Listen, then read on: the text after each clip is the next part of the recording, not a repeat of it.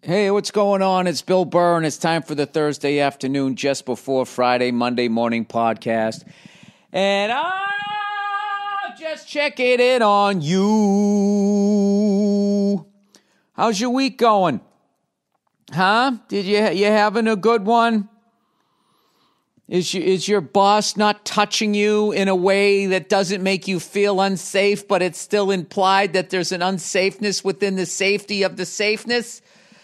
Oh my God, I gotta tell you something. I gotta get off the fucking, I gotta stop reading shit on social media. Jesus fucking Christ. You know what it is? You just read your own fucking tweets. What you don't want to do is you don't want to click on the magnifying glass and then just read the fucking dumb shit that and it's why does it set me off? You know, I'm fucking looking through, and some fucking female comic just says, "Hey, headliners." Gave us all this stern talking to. Whether you're innocent or not, don't fucking get. Why don't you go talk about your twat for another fucking hour on stage, you fucking hack? Jesus fucking Christ. My God. And then I stuck my other finger in it, and I'm like, oh my God. For an hour. A fucking hour. Hey, she can talk about whatever finger she wants to put in your pussy. All right, yeah, go ahead. Don't say she's a dirty comic. Her body, her jokes. Oh, my God. And then movies come out.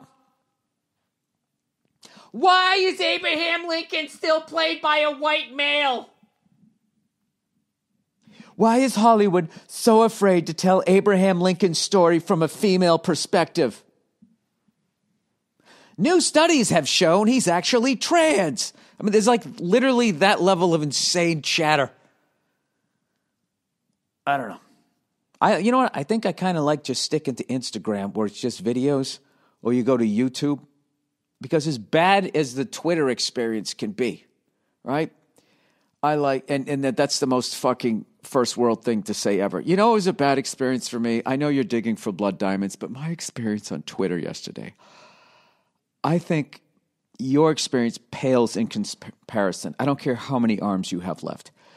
I was watching Jeff Beck. He's just the fucking best guitarist. Is he the best guitarist ever? Then I was just seeing all the greats, right? From then and now, I just went down this rabbit hole of just fucking watching these guys, and I think it's Jeff Beck. Jeff Beck, and then today maybe Derek Trucks. I'm sure there's a zillion others, which is why I'm saying this, because then I want you to write them to me, because I want to listen to them. But Jesus Christ, fucking Jeff Beck, I got a bunch of his albums, and they're all good. I didn't know he did some sort of techno stuff in the 90s. I got to check that out and see what that's all about. Fucking incredible player. But I had a great week, other than fucking going on Twitter and listening to white women complaining. You know what's really funny is when a white woman dyes her hair blonde, you know? It's like you were a white woman in the United States of America. You still weren't getting enough. You got to add a couple extra free drinks every week, you know? Now you're going to be happy.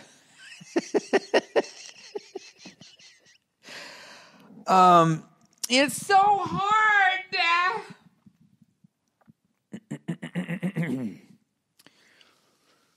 Where are all the women in the movie? Where are the people of color? Same place they are in the Women's March on fucking Washington. They're extras. It was all a bunch of white broads up on fucking stage, fucking banging clams and high-fiving each other about how fucking, progressive they are. All right, I'm done. Okay, plowing ahead. What do I want to talk about? How about that fucking Seattle Seahawks, San Francisco 49er game Monday night? Game of the year. Game of the fucking year. I was out with my buddy Verzi. It was his birthday. And he goes, the 49ers are going to kill him tonight. And I said, no, they're not. I said, Sneaky Pete, the Seattle Seahawks, he's going to shut him down. He's going to shut those fuckers down, and neither thing happened, but Seattle did win. But then I heard that 49ers had a couple of their top wide receivers that were out, but just to know that they're going to meet again. And now the San Francisco 49ers need to win the rest of the way out. Okay? And if they do that, then they get home field and they get a second crack at old Sneaky Pete. Woo! Carroll was just a fucking great coach. I always call him Sneaky Pete because of the way he ran out the door at fucking USC.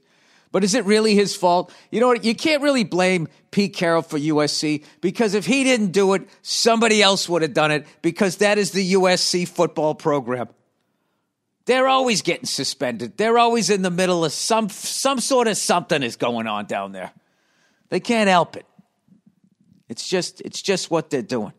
By the way, speaking of that bullshit, did you see? And let's keep talking about Seattle Seahawks and the San Francisco 49ers.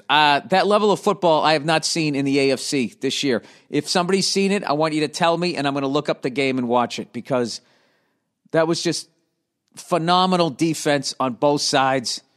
And the way the quarterbacks responded, the receivers, everybody, the way everybody fucking played in that game. And very little's bit of celebrating. The biggest celebration I saw was from a field goal kicker. I forget which side, but he kicked the ball through the uprights and he went, yeah!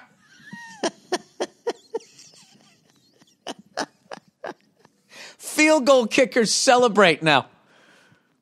Not just, the usual, the fist bump or whatever. They do the 300 yo. Now, I can see if you Adam Vinatieri and you just kicked it through the uprights to win yet another Super Bowl. Yeah, I get that. Game in November. In the fucking third quarter. Whatever. Bill, you're an old man. They're young. They celebrate everything. And they should, too. With global warming coming, enjoy every second, everybody. Anyway, I was talking about USC being on the, some fucking probation after, and Pete ran out the back fucking door. When I was in New York, there was some stupid shit about the Houston Astros stealing signs.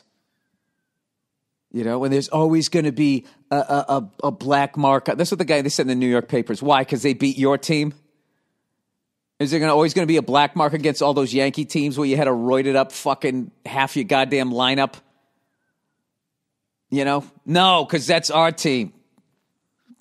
But if the Red Sox get busted for roids, there will always be a black, and then this fucking idiot's going like, they need to get technology out of the game so they can stop doing this. It's like, how are you a sports writer? And you don't know your fucking history. Didn't that game, the shot heard round the world, weren't the Giants all those years later admitted that they had a guy with binoculars out in center field stealing signs? Wait a minute. Let me fucking look that up. Let me actually do a little bit of research here. Shot heard round the world. Baseball stealing signs. In the ensuing years, rumors began to circulate that during the second half of the 1951 season, the Giants engaged in systematic stealing of signs. The finger signals transmitted from a catcher to the pitcher that determined the pitch was thrown. Every hitter knew what was coming, said pitcher Al Gettle. And your first question should be, who the fuck is Al Gettle? Well, let's look him up. Did he play on the other team? Is this some Indianapolis Colts horse shit? Was a Major League Baseball player in 1945, 55, several teams. Well, what teams did he play for? Jesus, he's got a quick one. He played for the New York Giants, 1951. Then he played for St. Louis in 55. Well, what the fuck would this guy know? Wait, there was 51. Was that the shot heard around the world? The shot heard around the world was in 1951. All right, when your own player's saying it, there you go. I mean, if you're going to take the Astros down, they all fucking do it. Everybody's doing a little something. You know what I mean? And I like all the unathletic people, sit there and say that they're cheating. They'll literally write an article. Sports writer will write an article about cheating, and just over his shoulder is a little fucking vial of fucking Viagra. Like his dick shouldn't be banned from the league. No, he's not cheating, is he? He has a condition. I have EDM. What the fuck it's called? Erectile dysfunction. ED. Is it just ED? ED. Does your dick have Ed? Anyway, I got to keep promoting this stuff. I'll be at the Mahalia Jackson Theater Performing Arts Center in New Orleans, January 9th and 10th. The pre-sale ends today, Thursday. The code is Burr, B-U-R-R. The public on sale is tomorrow, Friday, November 15th, 10 a.m. Central Standard Time. The link will be shared on all my socials, or go to Ticketmaster and search Burr, B-U-R-R. All right. So anyway, I'm back out here in L.A., out here to get some sunshine and some Botox. That's how we do it out here. That's why we all look so good, I don't know if you guys know this, but I actually went to Tahiti and had some of their tree bark rubbed into the top of my head, and the hair is starting to come back, And they had to decide between me and a child being on life support, and they chose me because I had more money. And that's just how it works. That's how it works around the world. Speaking of that, I'm hearing a lot of chatter about Trump right now. Is he on trial? Is that actually going down? That big waste of fucking money to try and impeach him? I don't know what Democrats are getting so fucking excited about getting that guy out. You need like 3/4 of the vote, which would mean half of his party has to fucking turn on him, which they're not going to do.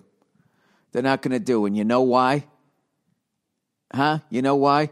Because of all you liberal fucking morons. Well, I can't just blame them. It's also all the assholes on social media have driven both parties so far away from each other. I don't give a fuck what somebody with a blue or a red tie does. No one's going to vote against them if they're wearing the same colored tie. You go back fucking 50 years ago, they got 3/4. Oh, wait, did he get impeached? No, he stepped down. He resigned. Huh. There goes that fucking theory. I don't know. Who the fuck? Why would you be watching that shit? Like something's going to happen? Like he's actually going to... Who wants to put a bet on that? About whether or not that guy gets impeached or not? There's no fucking way that guy gets impeached. I think at this point. Jesus Christ, what a shit show that guy is. There's a bunch of countries over here, and there's some other countries, too, that the countries, blah, blah, blah. It's like, he sounds like me doing my podcast. Jesus, fuck, how about, can somebody prep the guy? Who is running for president now? I did see that woman walked off when she was asked a question. I didn't think she was being that rude. I thought the other person was implying that she was racist and she got offended, and that's why she walked off. It all depends on who reads, who you read. All right, here we go. Who is running for president? Who is running for president in 2020? Oh, this is coming from the New York Times. Nice unbiased paper. They're all biased. All right. Jesus Christ. Where did all these women come from? Get back in the fucking kitchen. I'm sorry. I have to edit that out. Let's see here. There's a guy named Bennett, Biden, Booker, a lot of B's, Bullock, Buttigieg, Castro. I thought he died. Delaney or Delaney, Gabby Gabbard, Harry Harris, Klobuchar, Massam, Patrick, Bernie Sanders, Sestak, Strayer. Oh, this is like the first week of the season. Warren, Williamson, Yang, Trump, Walsh, Weld. Oh, Bill Weld, the old Massachusetts guy. I might vote for him. Fellow freckled-faced son of a bitch. Dropped out. 9 Democrats and 1 Republican. I got to tell you, there's a lot. Not running. Hillary Clinton. Yeah. I got to tell you, there's a lot of broads running for president. I think that is a good thing because I am progressive. Let's see. We got 1, 2, 3, 4, 5. That's a pretty decent mix of people there, huh? You got your white guys, you got your black guys, you got an Asian guy, you got some women, you got an old guy, you got bald guys, people part their hair on the left and the right. Some women with the long hair still looking sexy. Some women like, I've hit menopause haircut. You got hair plugs or whatever the fuck is on Trump's head. Bill Weld, the old red-headed hair. We start to look like a scarecrow.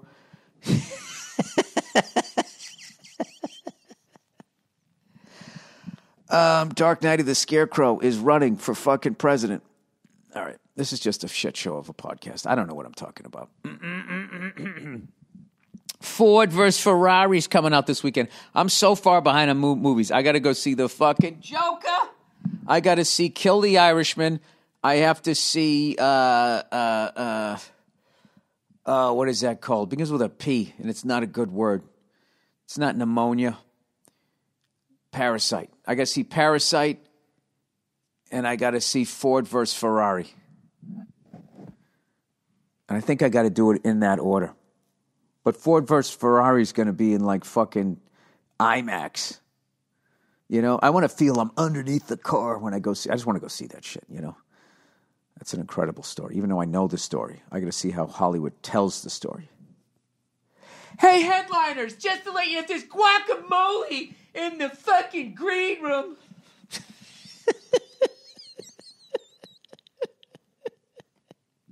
Hey, headliners, how funny is that? Hey, all of you. Anyway. All right, let's plow ahead. So I was on the airplane, right? And I get on the plane, and it was a fucking wide body, right? I don't mind a chick with a little bit of girth, right? So I get on this wide body, and I'm fucking psyched. You never get to fly in those things. And I'm so excited. I got to my row, and I sat in the wrong seat. And there was this really nice woman. She goes, hey, I don't want to start anything, but blah. I said, oh, sorry, go on the other side. She goes, nah, you already got your stuff, so you're fine, right? So the flight already starts great, right? It's a wide body. The people, everybody's in a good mood. We're all going to be flying in this giant living room. This is awesome. So I started watching some movies. And the fuck did I watch? I watched a documentary on this guy who Carmine's Guitars in New York. I watched American Graffiti, which I hadn't seen in forever. Still fucking funny as hell. I still think the biggest laugh is right in the beginning when that kid comes on in the motor scooter. Just fucking... If that whole thing was on purpose, that was like one of the great slapstick fucking prop gags ever. Just a great movie. The way they'll do the whole thing, if you're trying to learn how to write a script, I think that's a good one to watch. As far as a feel-good, it all comes together in the end type of thing. And then I actually, I always put on the classics. So the classics were American Graffiti, Jaws was another classic, but I've seen that a million times. And then A Star Is Born with, what the fuck's her name? The one all the gay comics used to always imitate. Judy Garland. Right? So, I put that fucking movie on. That movie was 171 minutes long. And when I tell you Judy Garland sings for like 125 minutes of it, and just full out fucking, wow! The whole fuck, I had to like take the headphones off. It got to the point I was just laughing watching it. Like, it sounds like an incredible story. It's about a guy who fucking, he's a star. He sees this woman, right? He doesn't try to bang her. He tries to make her, he's a progressive guy. He tries to make her a star, right? She becomes a star, and then she ends up becoming bigger than him, and then he can't fucking handle it. It's essentially the fucking story, right? Although he does marry her, and then he starts banging her, right? So he's sort of a lazy, like, toxic guy, I guess. I don't know how to do the math anymore. I'll have to go on Twitter. Hey, movie stars, fucking gay. Anyway, where else am I here? What am I talking about? Yeah, dude, like, I'm telling you, like, she was singing like back-to-back songs. I mean, that fucking movie, if you took out her singing, which she really only needed to do a couple of times before you... All right, I get it. She can sing. Can we get to this interesting dynamic between the two of them that you have this person who's reaching down to help this other person, and all of this, and the person he helps out is going to fucking then go on and pass him. And I want to see how this person handles it. I want to see that. Every 5 seconds, oh, Jimmy crack corn and I don't care. Fucking, there's so much fucking, like if there was ever a drinking game that every time Judy Garland is singing, you have to drink, you'd have cirrhosis of the fucking liver by the time you got halfway through that fucking movie. I'm going to do it right now. I don't like doing this. 2 freckled thumbs down. And I was on a plane when I watched that too. Jesus fucking Christ, Judy.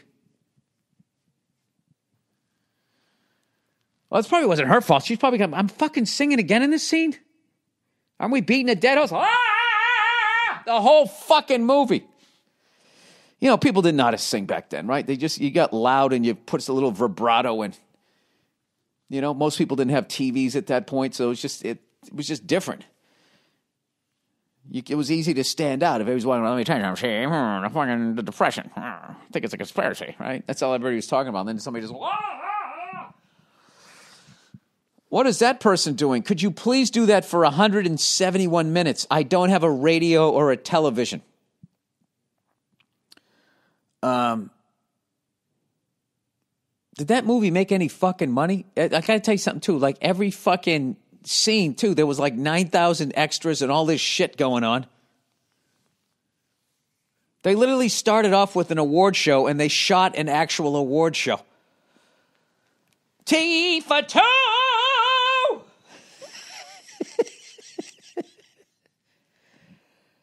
Because I've been doing this thing lately where I like watching the old movies. I don't know why. I just like watching them. And then, like, especially if they're like remakes, to see how they're doing. And when I saw that was on there, I was like, oh, wow, they've redone this thing 3 times. Turns out it was 4 times. That was the second time they've made that movie.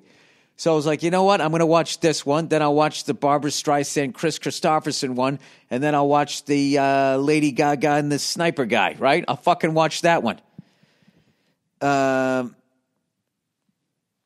And just see how they changed it throughout the years. Oh, wow, she's still singing, but she has a cell phone now. Right? I don't know why. I was going to that's how my brain works. Oh, I saw this. Now I have to go fucking see all of them. And the plane landed before the goddamn thing was done. And at that point, I literally had the headphones on one ear and off of the other. I had to give my ears a break with all of that fucking singing. It's like, for the love of Christ, can you just get to the point where her movie does better than his movie, or her singing thing does better than him? You know? Is it just going to be he becomes a dick, or are they going to show, does she going to change? When they divorce, does she fucking sing a song to him? I have to look this up to see if anybody else is annoyed by the amount of singing. I mean, is that considered a musical? I don't even know. I thought a musical, like the whole fucking thing was basically music, and there's a little bit of that. Maybe that's what it was. Maybe it was a musical. Wait, I'm going to say, is Lady Gaga a musical? Is what the fuck did I just say the name of the movie was? Is A Star Is Born a musical or a drama? All right. A Star Is Born is a 2018 American musical romantic drama. All right. Let's see. The Judy Garland. Is A Star Is Born is Judy Garland.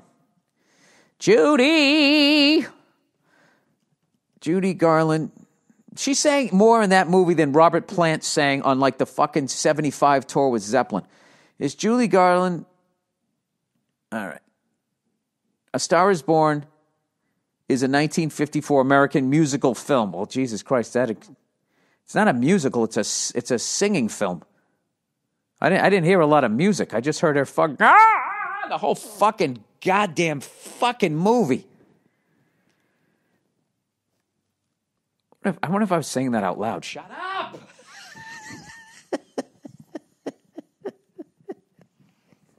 Come on, it's the 1950s. You can shake it out of her. Come on, get a hold of yourself. Get her to stop fucking singing. No, I'll watch the rest of them. I know this is sacrilegious to sit here and make fun of that movie. But allegedly, it was about, a couple of Hollywood relationships. Dish. One of them being Frank Fay and, was it Barbara Stanwyck? Frank Fay, Jesus Christ. If you want to read a fucking Wikipedia page that you never want to have, listen to this shit. I fucking looked this up and I was fucking crying laughing, going, this guy has to have one of the worst Wikipedia pages for someone who wasn't a dictator. This was a stand-up comedian. Actually, arguably the first stand-up comedian, depending on who you believe. All right, let's see here. Okay, Francis Anthony Donner, a.k.a. Frank Fay. Blah, blah, blah, blah, blah, blah, blah, blah, blah. Although very talented, Fay offended most of the people he worked with because of his enormous ego. This is on his page. Former vaudevillian and radio star Fred Allen remarked, the last time I saw him, he was walking down Lover's Lane holding his own hand. Robert Wagner wrote, Fay was one of the most dreadful men in the history of show business. Why haven't they made a movie about this guy? Fay was a drunk, an anti-Semite, and a wife beater. That's the triple crown of fucking assholes. And Barbara Stanwyck had to endure all of that. Well, what the... How did it become about her?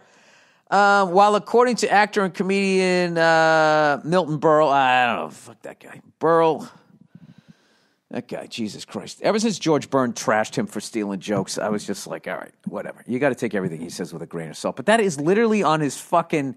Fay was a drunk, an anti-Semite, and a wife beater. Jesus Christ. How many times would that guy get canceled today? My God. And usually it's just like you hear these things about this person or that person. This is the second paragraph of his Wikipedia page. And then you look at a picture of him, he just looks like some guy. Hey, how are you? 23 skidoo. I remember reading in that History of Stand-Up book that the guy he was actually, and this was a thing too, because they never show this in movies, that there was it was a minority, but it was a large minority, or I don't know, you know what, I shouldn't even say that.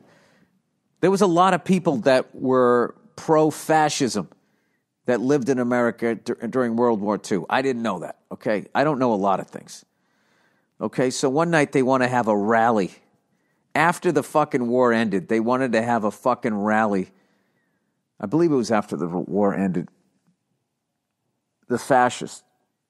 And they needed a big name to sell tickets. They had it at the original Madison Square Garden, I believe. I'm just saying this from fucking my bad memory. So they had a night called the Friends of Frank Fay. Let me look this up here. They had the Friends of Frank Fay, and this fucking idiot went down and he hosted the thing. And, that was, there goes that career. When you host the, hey, I don't think Hitler was that bad gala, that tends to affect your fucking career here.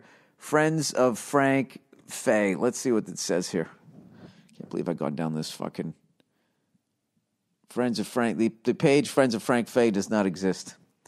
Well, thanks a lot, Wikipedia. You got everything else in here. Friends of Frank Fay. Here we go. What do we got here? In January 1946, an event called the Friends of Frank Fay, members of the Ku Klux Klan and the American Nazi Party, employed speakers to talk about the Jewish influence of America's communist president, Franklin D. Roosevelt.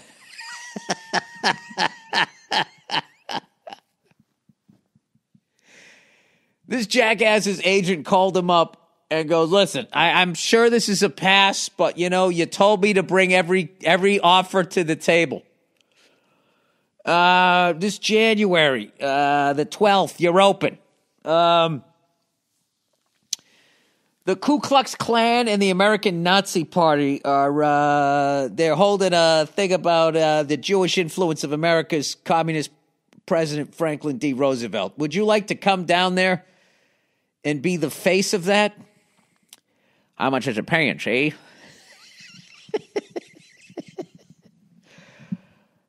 Oh, God. Why would you do that? Jesus Christ, I already did a fucking half hour here. All right. Anyway, let me read a little bit of advertising here. All right. Omax. O-M-A-X. That's the name of like a fucking late 60s one camera shoot. Omax. Oh, wait, it was. The fuck was it called? 99 and Max. What was the name of that fucking show? I used to watch it all the time. They made a movie of it, starring Steve Carell. I'm the worst. All right. Oh, Max. Problem. Whether you're an athlete, weekend warrior, or someone who deals with constant joint pain, back pain, muscle soreness, or arthritis, finding a natural remedy that instantly works might seem non-existent. Most over-the-counter pain relievers, such as Icy Hot and Bengay, only focus on one basic cooling effect, such as menthol, which temporarily takes your mind off the pain until the pain returns in an hour or so. Solution, unless you have unlimited supplies of menthol. You need a solution. Solution, if you're looking to get rid of nagging muscle and joint pain immediately while providing long-lasting recovery, then you need to try the natural breakthrough pain relief solution, CryoFreeze CBD, developed by Omax Health. This non-prescription triple-action pain relief roll-on is specially formulated to block pain receptors, reduce inflammation, and improve muscle and joint flexibility. The best part is this is 100% natural. CBD powdered remedy works its magic within 10 minutes of application, and relief lasts up to 8 hours. Much longer than I guess probably a little bit less than Judy Garland sings in A Star Is Born. Much longer than over-the-counter products. It's easy to throw in your gym bag and take on the go for the emergency pain relief. Simply roll it over wherever it hurts and ice out the pain with an Arctic blast. Oh, Max Health is offering my listeners 20% off a full bottle of CryoFreeze pain relief roll-on plus free shipping. This discount also applies towards any product site-wide. Just go to omaxhealth.com today and enter promo code Burr to take advantage of this incredible savings. Or enter the code Burr. That's omaxhealth.com and enter the code Burr to get 20% off CryoFreeze and site-wide. All right, lastly, but not leastly, Simply Safe. According to the FBI, and the average loss in a burglary is over $2,000. But even so, only 1 in 5 homes have home security. You know what I'm wondering? Do criminals take TVs anymore? They used to be so small, right? You could just sort of pick them. Well, no, they were big and wooden. Just trying to picture somebody running out with a flat screen under their fucking arm. Most companies really don't make it easy, but Simply Safe. But even so, only 1 in 5 homes have home security, despite the fact the average loss of a burglary is $2,000, according to the FBI. Most companies really don't make it easy, but Simply Safe is different. Simply Safe protects your whole home, every window, room, and door, with 24/7 monitoring for just a fraction of the cost. Their police dispatch is up to 3.5 times faster than with other companies because Simply Safe uses video verification. There's no contract, no hidden fees or fine print. This system is designed to blend right into your home. No wires, no drilling. It's easy to order and easy to set up. Usually in under an hour. Simply Safe has won a ton of awards from CNET to the New York Times Wirecutter. Prices are always fair and honest. Around-the-clock monitoring, it's just $15 a month. Visit simplysafeburr.com. You'll get free shipping and a 60-day risk-free trial. Be sure to go to simplysafeburr.com so they know our show sent you. That's simplysafeburr.com. Okay, here we go. You know something? I didn't do, because I interviewed Jessica Kirsten. Thank you guys for all the kind words about the interview. I loved having her on. And her special, Talking to Myself, debuts on Comedy Central December 6th. So sit down and watch it with a friend. Have yourself a sarsaparilla. All right. Okay, here's some questions that I didn't read the other day. All right, Western Pennsylvania isn't that bad. Dear Bill Baldy, if you want me to hear your opinions, you probably should insult me right out of the gate. All right, Western Pennsylvania is not that bad. I live about 60 miles north of Pittsburgh, right where you said it's the worst. It was my worst experience. Now listen, not all of us up here are chugging big gulps and banging out our sisters. Some of us are shooting up and getting hopped up off of opioids. Oh, brother. Okay, well, I guess you're right. This place is a bit of a dump. But what the hell? I didn't think it was a dump. There was just something weird going on. Anyways, land is cheap and it's not California. Then again, the municipal water supply is downstream of the old Westinghouse plant that is leaching PCBs in the river. So if you ever through here, don't eat the fish. Hugs and kisses and go fuck yourself. I loved how that person disagreed and then agreed with me. All right, dumbest state. Why did I start this? I would say, what's a New Yorker, a native New Yorker might be the dumbest person. That's up there. They are some fucking meatheads. And the thing about it is because everybody's written songs and told them how great their city is, they don't feel that they need to travel. So they're not it's the weirdest thing ever. They're in this incredible multicultural metropolis, but they haven't traveled. So they're like these townies. Like their idea of traveling is taking the subway from Brooklyn to Manhattan. And then when they go to other cities, the way they judge it is they count buildings.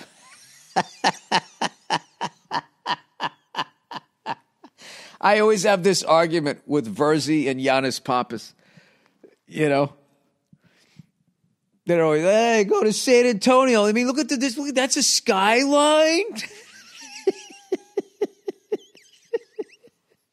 Like they're architects, and they even design a fucking tree fort. Look at all our buildings. This is the one thing that is amazing about New York, and I do love New York. But what is something that they don't mention about New York is that probably I'm just going to just throw random numbers out here. I would if 65% of the people in New York live above the poverty line, 98% are earning above the poverty line. Like I would say at least 88% of them live below the poverty line. Some of the worst living you will ever do is your apartment in New York City. I've gone to cities and like where people store their extra shit is bigger than some people's fucking 2-bedroom apartments in New York. And then you play like $8,000 a fucking month or something crazy. All right, dumbest state. Hey there, Bill Ty Drummer Boy. First off, I'd like to say how much I appreciate you having these okay, thank you very much. All right. My name, I'm not going to say your name. I'm not going to say any of this shit. I am an Iowan, born and raised, living in upstate New York. I'm currently in grad school and have 4 jobs. Yes, I'm a hard worker. The first part of my ordeal is about New York taxes. Then I'll talk about the dumbass state. All right, dumbest taxes. New York has the dumbest taxes. Oh, you should come to fucking California. As an Iowan who currently is in grad school in Rochester, New York City, hometown of Steve Gadd, I've been burdened with the taxes I've had to pay because of New York City, which I am 5 hours away from. There was also a lot of people that trashed Donald Trump in New York and also in California. And from what I've heard, he went out of his way to extra tax us. So you got that going on too. One example recently, New York has raised the age for purchasing tobacco products to 21 and in turn raising the taxes on those products. If you think about it from a theoretical perspective, this means that they are yet again taxing the poor. Who buys cigarettes? Everybody? I didn't know rich people didn't buy cigarettes. I guess maybe they send their help down to get them. Anyway, from the Center of Disease Control and Prevention. Oh, I guess this is going to say that smoking is a young person thing? Current cigarette smoking among adults in the United States. Cigarette smoking is the leading cause of preventable disease. The United States accounting for more than 480,000 deaths every year. Well, that's great. It's too many people. Thank God the cigarette companies are still out there killing people.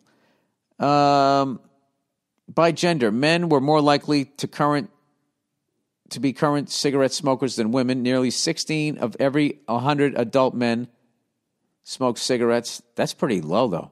About 12 of every 100 adult women. That's pretty low. That's good. I think when I was a kid, I bet the height was like 30 to 40%. Current cigarette smokers was higher among persons ages 18 to 24, 25 to 44, and 45 to 64 years than among those aged 65 and old. Yeah, because their doctor told them to stop or they're going to die. About 10 or you died by the time before you got to 65.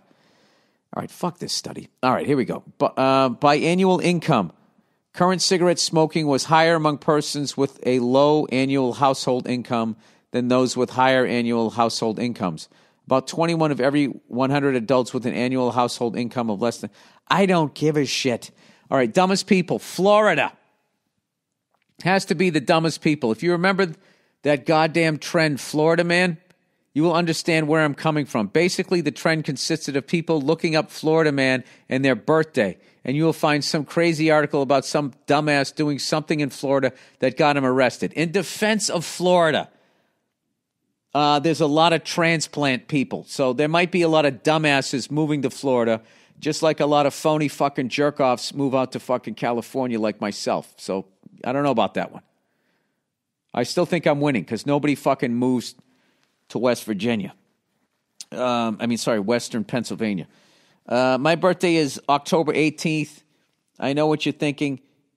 It's okay that you forgot to wish me a happy birthday. I'll let it slide. My Florida Man article. Florida man shot outside bar after rejecting shot inside bar. Florida man accused of cutting off penis of ex's new boyfriend. Florida man tells deputies cocaine on his nose is not his. Florida man accused of assaulting roommate with a slice of pizza. Oh, that's on those last two are from my birthday. Isn't that nice? Okay, I feel like this is evidence enough. Straight up fact. And because you like straight up answers, just like myself, here are the states ranked by IQ. Oh, no, you found this study? This is going to end this whole fucking fun thing here. Well, you don't have to agree with the study, right? Let's see here. All right, 50 states ranked by intelligence scores. All right. Okay, all right. Intelligence by state, ranked from the most to the least. The smartest state, Massachusetts. Dude, I knew I was wicked smart. That's not true. That's because of all those fucking smarties that fucking go to MIT and Harvard, I would think. There's a lot of great colleges there. Maybe the people fall in love with the city and they stick around. I don't know. It certainly wasn't me and all my knucklehead friends. Number 2, Minnesota. Number 3, New Hampshire. Number 4, Connecticut. Look at that. New England, crushing it. 3 of the top 4 fucking slots. Number 5, Wisconsin. The Midwest coming strong. Minnesota, Wisconsin. And there's Kansas at number 6. It's all tied up. Vermont at 7. New England is pulled ahead. Iowa, it's tied 4-4. New Jersey. Huh? How do you like that? Wait, is this going dumbest to smartest? Let me make sure here. Oh, from most to least. All right, I am right. Okay, New Jersey, number 9. And then Colorado. Finally, the first one in mountain time. South Dakota, Nebraska. 13, Virginia. 14, North Dakota. Illinois, Missouri. Number 17, New York. I want to wake up in a city that's ranked 17th.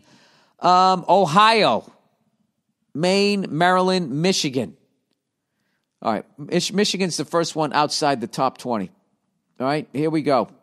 It's going downhill. People in Ohio must be excited that you are 3 states smarter than Michigan. All right, 22 on down. Montana, Washington, Utah, Wyoming, Pennsylvania, 26. Rhode Island. All right, we only got one. So Maine is the dumbest fucking New England state. 28, Oregon, Delaware, Oklahoma. All right. Oh, Jesus. You know what I noticed? There hasn't been a lot of things down south, huh? Those motherfuckers. After the Civil War, they didn't get the good books. All right. 31, Kentucky. 32, Indiana, Tennessee, California, Idaho, Arkansas, Alaska. Jesus. When you live above the fucking Arctic Circle, what do you think is going to happen? You don't give a shit. You're just trying not to freeze to death. You don't have time to read.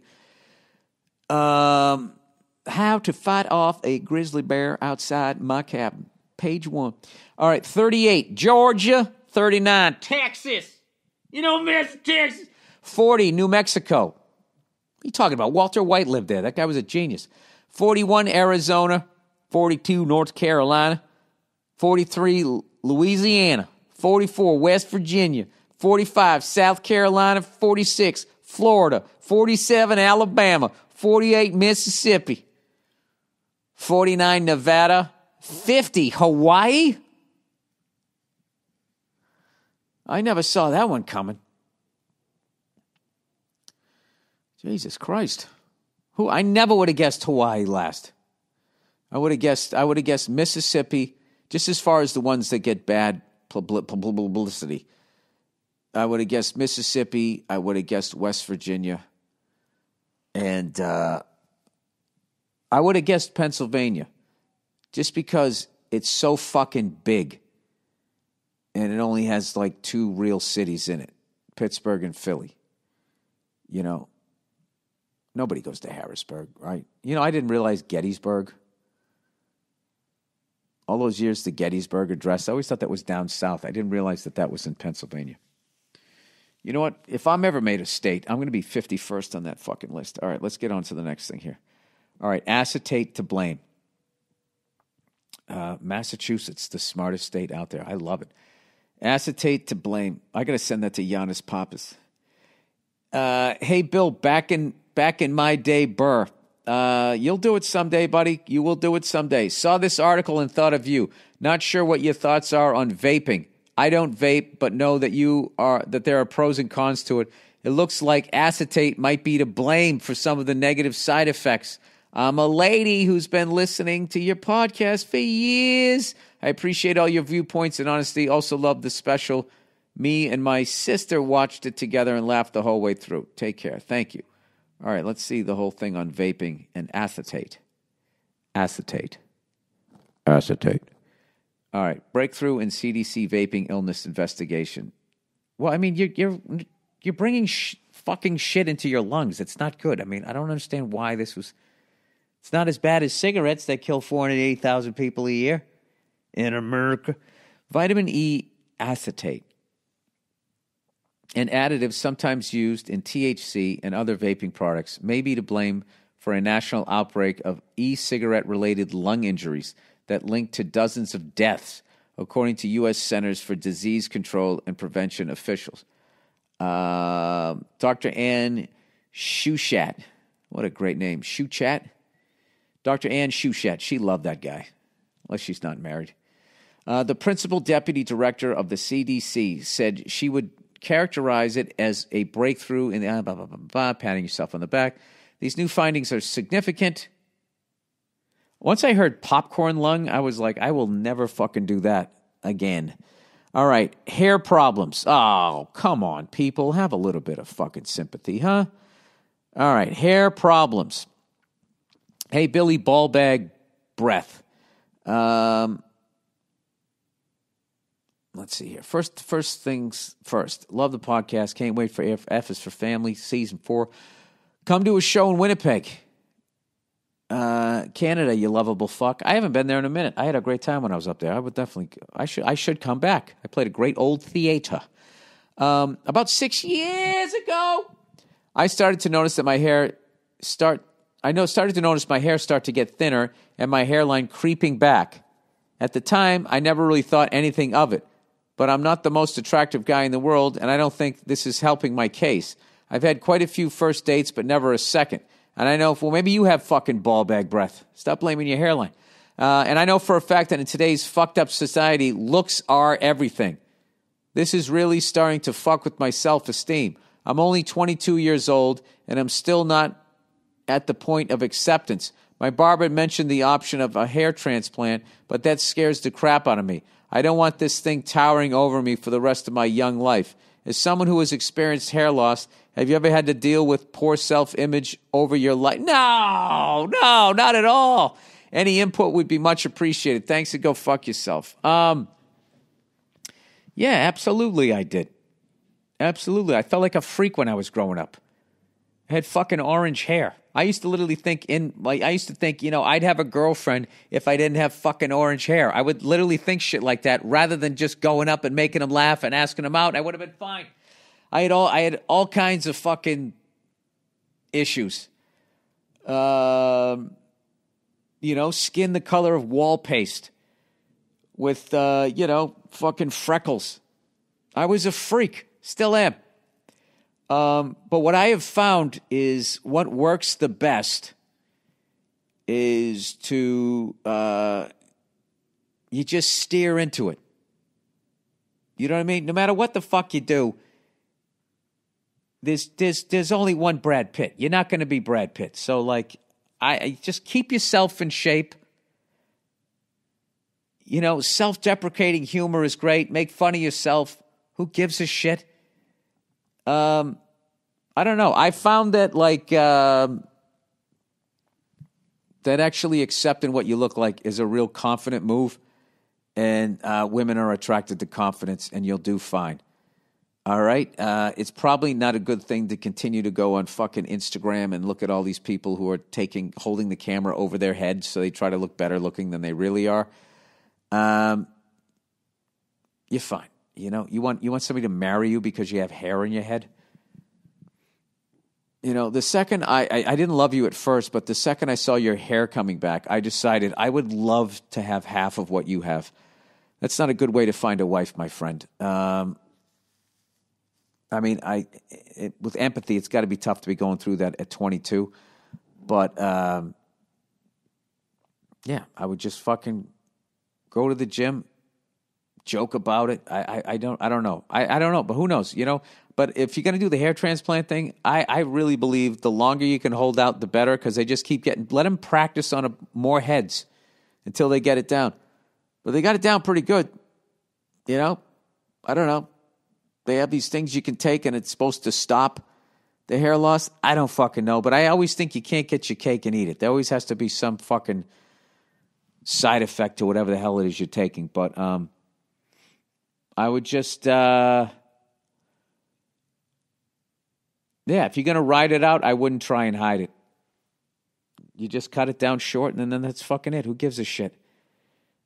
And be a cool guy, be a nice guy, be empathetic, be a warm, wonderful person that people are happy that shows up, and without a doubt, you will meet somebody.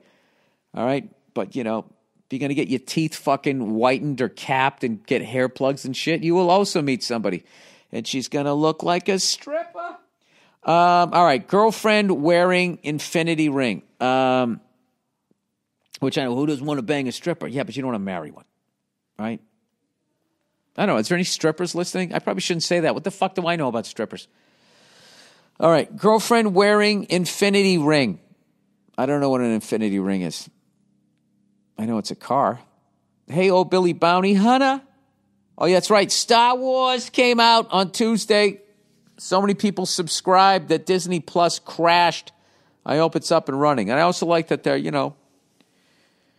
You know, they got all those other shows on there, too. I don't know what else they got on there. Just go on for the Star Wars. That's what you're signing up for. Wondering if you can weigh in on something for me. First, a little context. My girl and I have been together for a year now, and things are going well. I'm happy with her and in love, and the feelings are mutual according to what she says and what I feel from her. The other night, we went to dinner. This is the way that you wrote that. I'm a little concerned about the rest of this fucking email. The other night, we went to dinner with her whole family to celebrate her niece's birthday. My girl doesn't wear jewelry very often, so I noticed that she had a ring and earrings on. Then I looked closer at her ring, and I noticed that it was the infinity symbol. But at the time, I didn't overthink it too much. All right, I have to tap out right now, and I have to look up whatever the fuck. What is the infinity symbol? What is this? Hang on a second. Infinity symbol meaning jewelry. Okay. Oh yeah, it looks like a pretzel. The meaning behind jewelry with an infinity symbol is lovely. It symbolizes eternity, empowerment, and eternal love. The infinity symbol has no beginning and no ending. It can mean different things. For example, infinite friendship, love, or spiritual bond. Okay, so she's wearing this. She has an infinite thing with somebody, and you don't know who the fuck it is. All right. Later at her place, she took off her jewelry. She took her jewelry off, and I asked her where she got the ring because in the back of my mind, it seemed kind of significant. She vaguely said that she got it a long time ago. Oh, boy. Today, it's kind of bugging me. I think most people have a gift or two from an ex laying around, but it's the symbol of infinity that is what I'm stuck on. My question to you is, should I question her again about whether the ring was a gift from an ex or just let it slide? I don't think she's cheating on me or is really stuck on an old boyfriend. Okay. Would asking her just stir things up? Of course it will. In an otherwise good relationship, you are the Dear Abby of this generation, but much funnier. Thanks and go fuck yourself. You know how I always handled this type of shit? I always just never gave a fuck. It's like, look, if you want to be hung up on this other fucking person and be a fucking jerk, I don't give a fuck. I would never spend any fucking energy on it. You know, it might not mean anything, but if it does mean something and someday she's going to break your fucking heart, you're already in love with this, so you're already fucked. So fuck her. Who gives a shit? The dumb fucking jewelry that she, you know, it's probably one of these things. It could just be this thing that, you know, it was like the fucking, you know, sitting down with the parents, so she had to break out some jewelry to try to look fucking a little bit nicer. You know, you never know how women think. This could be like a subtle fucking nod, and she could have, that she wants you to give her some jewelry for fucking Christmas, and she's pissed at you that you didn't take the fucking hint. So I don't know, but she's just vaguely said that she got it a long time ago. I don't know. That's fucking weird. It is fucking weird. And this is the thing about fucking broads, is if you fucking showed up wearing that shit, you would have had to fucking deal with it probably during dinner. Because she would have already started pouting. Then you'd have a big fucking thing, and then she'd have to watch you literally physically throw it out. And then you'd have to go out and go buy her the same fucking thing, a little bit bigger, a little bit shinier, and a little, you know, more expensive and all of that fucking shit. But as a man, what you have to realize is that women are not held accountable for their fucking actions in a relationship. They just are not. So what you got to fucking do is you either got to, you know what? I can't tell you what. You either have to fucking address this shit or just say fuck it. Personally, I would just say fuck it. All right? Well, let's be honest. I would say fuck it, and then a few months down the road, we would get into an argument, and then I'd bring it up. You know? I just thought you were rude to my friends. Yeah, at least I'm not wearing the jewelry some guy you used to fuck at your parents' dinner. Where is that coming from? I don't know, like 3 months ago. Why didn't you say something then? I don't know. So you've just been thinking this the whole time? Yep. Who are you? I don't know. All right, girl cried. Girl cried after first date. Oh, Jesus. Cried about what? Oh, my God. Oh, Jesus, shut off the waterworks there. I hope she was standing in the L.A. River. All right, girl cried after the first date. Hey, Bill, I'm a fan of the podcast. All right. I was hoping you could give some insight into this date I took my friend on yesterday. Here's the deal. I'm an enlisted man. From the halls of off we go, over hill, over dale. I don't know the last one. All right, I'm an enlisted man, and recently took my friend to the Marine Corps ball. Wait, what are the 4 fighting songs? Off we go is the Air Force.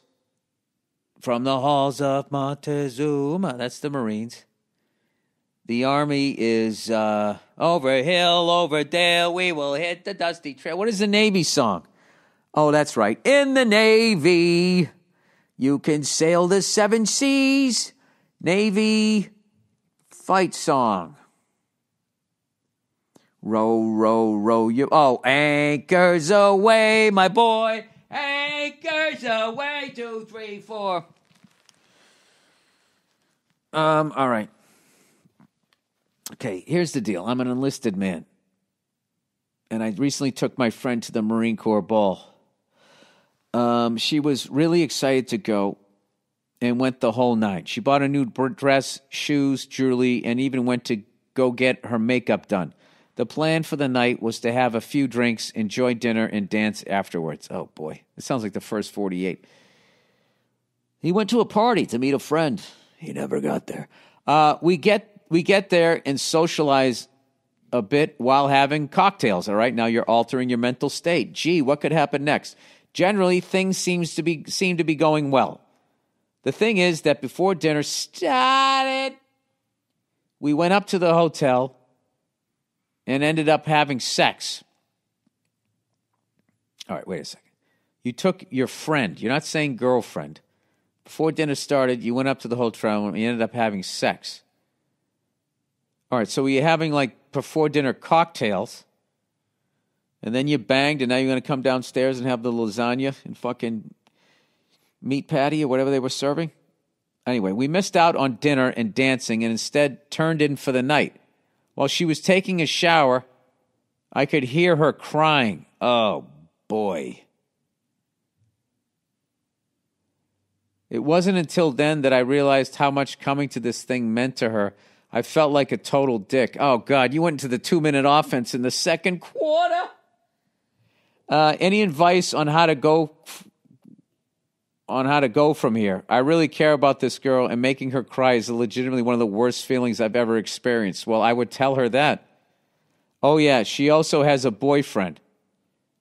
Oh, boy. Okay, now pull the ripcord, sir.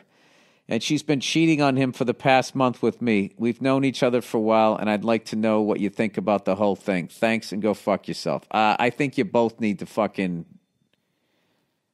I think you need to walk away. That's what I think. I think she was crying. Yeah, I don't know. You guys sound like you're young. You know, you don't know how to fucking, there's no class the whole time when you're growing up. They fucking teach you geometry like you're going to go design a goddamn bridge someday, which most of us never do. But all of us are going to have to break up with somebody at some point, and they never tell you how to do it. So that's probably what the fuck she's going through. I don't know, dude. You never start a relationship with somebody who's cheating on somebody else. That's one of the oldest things in the book. You know what I mean? Because eventually they're going to end up cheating on you. Isn't that how that works? Isn't that how they say that? I would just tell her that, hearing you cry is one of the worst feelings I've ever had. I couldn't tell what you were crying about, if it was because you wanted to go to that ball and we tapped out halfway through, or if you're crying about your current complex social life. Whatever. You don't got to dance around. Just be like, what are we doing here, huh? You already have a boyfriend. You need to break up with this guy. We can't continue seeing each other like this. I would suggest that you guys break up, take some time off from each other, and then figure out what the fuck's going on. Because, I don't know. You don't ever want to be with somebody, too, who just got out of a relationship and then immediately goes to you. Because to me, that just seems like they're afraid to be single. And then they're going to settle for you, and then you're going to love them, and they're just settling for you. And then one day, they're going to go to another ball, and they ain't going with you. Right? All right. That's it. That's the Thursday afternoon, just before Friday, Monday morning podcast. Have a great weekend, you cunts. Once again, congratulations to the fucking Seattle Seahawks, man. They were looking strong. I didn't know Clowney was on their team. They are going to be a fucking problem. And as a Patriots fan, I am glad that the 49ers and Seattle will play each other, hopefully, and one's going to take the other one out. Who knows? I mean, not saying that the Patriots will make the Super Bowl. I'll tell you right now that Baltimore game was any sort of indication about what's going to be coming up here against some of these more competitive teams around the league. I'll tell you, the Patriots got their work cut out for them. All right, go fuck yourselves. I'll see you on Monday. Hey, how do I shut this off? Hey. And I, for one, am a little sick of it. This podcast sucks. Podcast sucks so far. You know why it is? Because I'm not really paying attention to what I'm doing. I'm trying to adjust where I'm going to sit. Oh, fucking cunt. Just dropped it. There we go. Is that better? Well, listen, you know what the good thing is? You know what's the great thing about having a fucking train wreck is, as bad as it is to listen to, on some level it has to make you guys feel better about your lives, doesn't it? You know, well, shit, at least I don't do a podcast, but if I were to do it, there would be some sort of preparation. All right, I got nothing but good news this week, everybody. Nothing but good. Nothing. You did nothing. I got nothing but good news this week. All right, first things first. For your cute little Monday morning podcast ears, I went out and I figured out what the fucking problem was. It was a simple thing. I just had a problem with the wire. And I went out and I bought, just went to Guitar Center. And I alleviated the problem because I went out and rather than buying the little douchey $8 cord, you know, like my parents just bought me a ukulele for my 12th birthday and I have a rock and roll dream, you know. So then I go out and I buy the cheapest shit to plug into an amp. Instead, I went out and said, fuck that. Give me the $100 one. Give me the one Jimmy Page uses when he plays those guys' music and then doesn't give them credit for it. Give me that one. I want that one. So I got that one, so now we're good. All right, the levels should be fine. Everything should be fine. And if you don't like it, I suggest you pack up your little fucking iPod or whatever you listen to this thing on, and you just get the fuck out of my podcasting world. What do you think about that? Very hostile, Bill. Very hostile for someone who has nothing to bitch about. Yeah, I don't. I have nothing to complain about. I basically just wrapped the most unbelievable fucking month of my life. You know? I don't think there's going to be any comedy on this one, everybody. I am fucking ecstatic. All right? I got a brand new website, everybody. And, of course, I went to go on it, and I can't get on it. But it should be up by the time you listen to this. Or maybe it's my computer. I don't know what the fuck's going on. I got one of these laptops that's like, I don't know. At this point, it's almost 3 years old, which is basically the laptop equivalent of like a 47-year-old stripper. You know, it's still doing the job. It still looks all right. You know, it still can do the little tricks. It can go on the internet. It can fucking drop down to a split and bring that booty right back up again, you know. But it's tired. I can see it. It's got little varicose veins on the side of the plastic. It's just, it's had its time. And I feel bad for it. I never found love. It always said that it was only going to be a laptop for a year and a half, and then it was going to go back to school and become a fucking iPad or some shit. But it didn't. It's just become a cliched laptop. And what am I going to do with it? I'd love to donate it to a school, but some of the porn I've looked at, I don't need that. I don't need to send that over to kids, and then all of a sudden it comes back to me. I don't need that. So you know what I'm going to do with it? I'm going to throw it in the fucking trash. It's going to end up in that cesspool of shit out there in the middle of the ocean, that's 2 miles deep and twice the size of Texas, and some flounder's going to swim right through it, and fucking months later I'm going to be eating some sushi, thinking I'm being healthy. What am I doing? I'm eating my old fucking laptop with a side of rollerblades, a couple of Beanie Babies with my edamame. That's what's out there in the ocean. You guys realize that? It's all those fucking fads you forgot about. Remember those Razor scooters? Huh? When was the last time you saw one of those? Where is it? Maybe that's in your garage. That'd be a good thing to hold on to. That was sort of made out of a precious metal. Maybe that's something you could melt down during some sort of zombie crisis and make a sword. Could you get away from a zombie with a scooter? All you fucking nerds out there who are into that type of shit, if you had a little Razor scooter, could you do it? What if you dropped your glasses, you fucking sci-fi douche? Then what would you do? That would be hilarious, watching you squint down the street.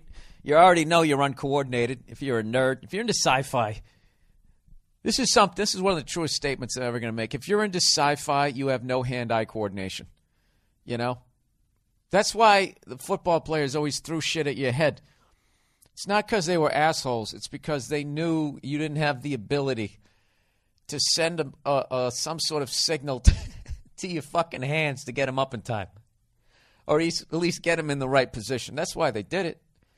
Why don't you step outside your little bullied self, I should say, and just realize that, yes, it was your head. Yes, it was your childhood. But as a man, be honest, is there anything funnier than seeing somebody with a bad haircut take some sort of object to the side of the head at about 30, 35 miles an hour? There's just nothing funnier than that. In a lot of ways, all these fucking nerds who are getting bullied, it's their fault. It's not even their fault. It's their parents' fault. What are you doing? You went to school. Let's say you're a nerd, right? And you went out, you found some other nerdy broad at some nerdy fucking event, right? And then you guys, you fucking went in the corner and you I don't know what you did.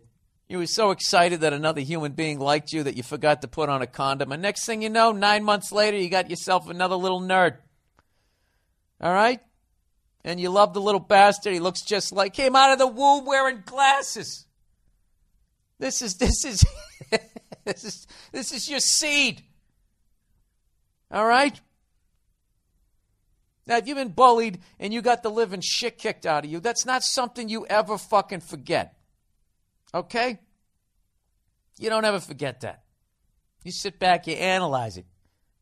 You talk to a higher power. Why me? Why was I born this way? Why am I the guy? How come I can't catch anything in gym class? Why am I required to still go? The fucking dumb jock. Well, you know why? Because the dumb jock still has to go to science class. All right? Another problem. Another question answered in my own fucking head. All right? So anyways, you remember all those beatdowns.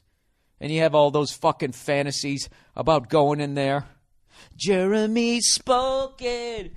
Yeah, right? And doing something fucking crazy. But you don't. What do? You say, fuck this. I'm going out in the fucking world. In my douchey little nerdy card, I'm going to find other nerds and we're going to get together. And we're going to start a computer company. Right? And then we'll sit in the lotus position. Hugging it because it's our friend. Because it was never mean to us. Because it could take us to space and beyond. I really don't know where I'm going with this. Just buckle up. Shut the fuck up. All right. Where am I? Oh, going to space and beyond. And then you became a success, right? Then you went to Comic-Con. You finally got your dick wet. And now you got a fucking nerd-ass kid. So here's my question to you, nerd dad, daddy nerd, big daddy nerd. Let me ask you a fucking question. How do you forget to not send your kid to school looking like a spaz? How do you forget? Get up some contacts, comb his fucking hair, just fucking try to see what the other kids are wearing and put him in that uniform. Give him the best fucking chance he possibly has to not get the shit kicked out of him. That's the problem. That's the problem with these fucking nerds. They don't learn anything from their childhood. The same way the fucking football player douche, right? He goes out and goes and bangs some chick named Debbie who never wore panties, you know, but she had pom-poms, so she's a good catch, right? He goes out, just drops a fucking load right in her. 9 months later, right? Now they got some little douche, right? Coming out of the womb, already looking like he's wearing shoulder pads. He's all ready to start picking on some little spaz. You know? Same way a football player doesn't learn anything. Why would he learn anything? He had a great fucking time. You know? As you were at home jerking off the cheerleaders, he was actually fucking them. For all you know, if he gained enough yards, he might have banged one of your teachers. That happens. So all I'm saying is all this talk in the news about bullying, okay, it shouldn't be done, blah, blah, blah, and all this type of shit. You know, where is your responsibility as a fucking parent to not send your kid to school, to avoid sending your kid to school with please beat the shit out of me clothes? You know? Oh, my God. I remember one time I went to school, right? I came from a big family. You know, this is, you know, my mom did the laundry, but this is before the whole fucking eye washer and eye dryer. You could just fucking just Rudy toot and get the whole fucking thing done in 2 seconds. Back in the day, you had to scrub it down by the brook, hang it by a tree, and then pack your musket so some fucking Davy Crockett-looking douche wouldn't come by and steal it. No, we didn't have a dryer, so we used to hang it between the trees, but we had a washer.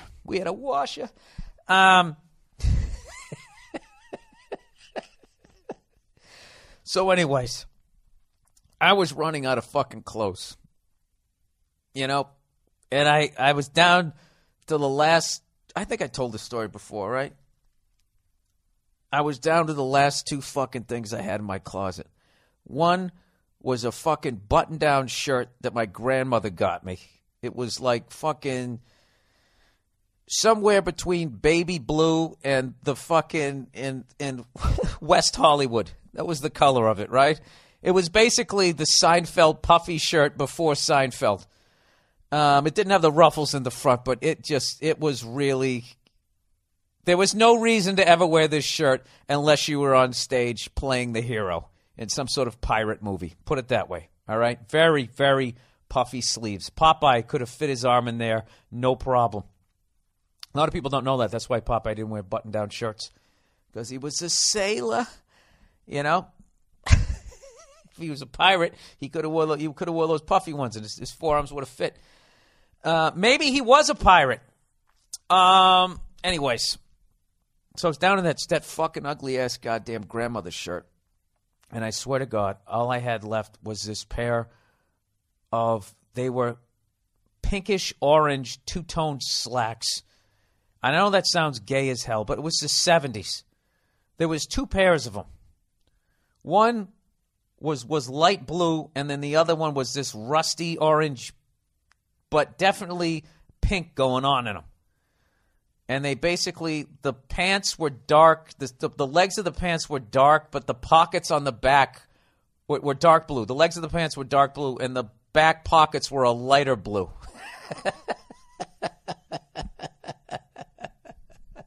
And I think up around the waist, there was another design, you know. At the top of my fucking little 8-year-old booty crack was another little light blue design. I swear to God, it was designed by a pedophile somewhere in France, where evidently it's legal. So, anyways, but even that pair was in the wash. So I had the rusty orange pinkish version of those pants with this sky blue fucking pirate shirt, and I was sitting there.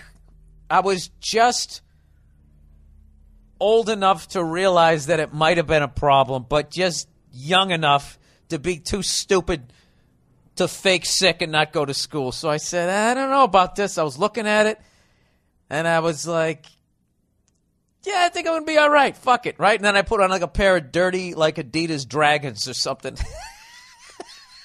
I went to school. And I knew I was in trouble the second I got off the bus. And my friends were looking at me, and they were just looking me up and down, and they were trying to figure out what the fuck was going on. I'm trying to play it off. But I had my coat on at this point, so you can only see a little bit of my shirt. But you could definitely see these fucking two-tone pink pants. And they were just going, whoa. I was in the 4th grade, so one kid asked me if I had a date. Long story short, it was the longest fucking day of my life. People who I thought were my friends immediately became people I never spoke to again for at least another 2 weeks, which is like 9 years when you're in 4th grade. And it was one of the worst fucking days I ever had in my life. All right? And this is the thing about the parents and nerds. They fucking send their kids to school like that every fucking day. How do you forget? Let's say you don't know shit about fashion. Just get them a fucking pair, 3-4 pairs of fucking jeans, some sort of blue. Get them some black, gray, some fucking manly goddamn colors. All right? And just tell him to keep his fucking mouth shut. Just go, look, don't bring up that fucking Star Trek shit to the football players. Keep your fucking head down. I swear to God. If I had some nerdy little kid, that's what I would do, all right? And if some fucking kid ever kicked the shit out of my kid, I would send my nerd to a goddamn CIA jiu-jitsu Israeli fucking martial arts school, all right? I'd send him there in a little dog cage, and I wouldn't give a shit how much he cried, and even though it would break my heart watching his glasses fog up, it's like, dude, this is going to happen to you every fucking day. I'm doing you a favor, all right? You're going to be the one scientist in the world that knows how to fight, okay? And then meanwhile, I would go out. I'd go to a local sporting goods store, and I'd buy a BB gun. And I would drive over to the kid's house that beat up my kid, and I'd shoot his dad in the neck from across the street.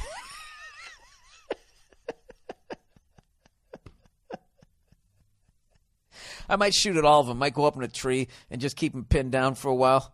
Although I don't know if you can do that now that the age of cell phones is around. That's another reason why cell phones suck. It's also hard. It's so hard to have a conversation with somebody now because they're always looking at the text messages and shit, right? But now, not only that, because of cell phones, you've completely eliminated all possibilities, unless you just don't care about getting caught, of pinning down another family with a BB gun from a tree across the street, I'm telling you, people, how many more freedoms are we going to lose in this country before somebody steps up and does something? It's funny. I'm laying on the floor right now, and I have my head up against the wall, and my bald spot on the back of my head is making my head really cold. Oh, aging. Isn't it fun? So anyways, listen to this fucking week. Let's just go over my fucking last couple of weeks. This is how fucking insane my life has been. All right? I went to London, did a show there, Copenhagen, Oslo, Helsinki, Stockholm, Sweden. I fly home. We stop in Zurich, Switzerland, so I get to look at the Swiss Alps, granted out of my little fucking porthole of a window.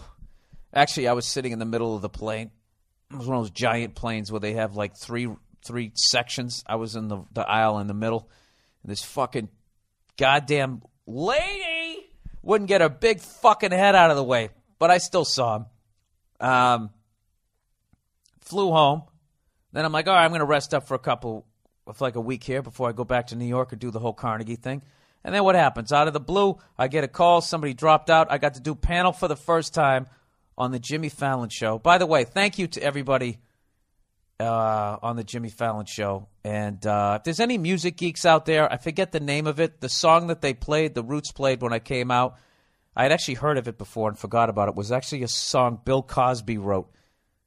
Like some sort of, I don't know. He's into jazz. I don't know. I never really watched that show. But I wanted to hear it because I was so, like, when I walked out, the first time you do stand-up on a late-night show, it's like you dreamed it because there's so much shit you're taking in.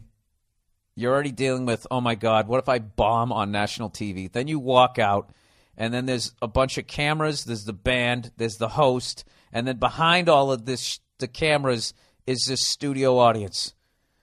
And they're totally amped up, and they laugh and they clap in weird places. I don't know why, but they do.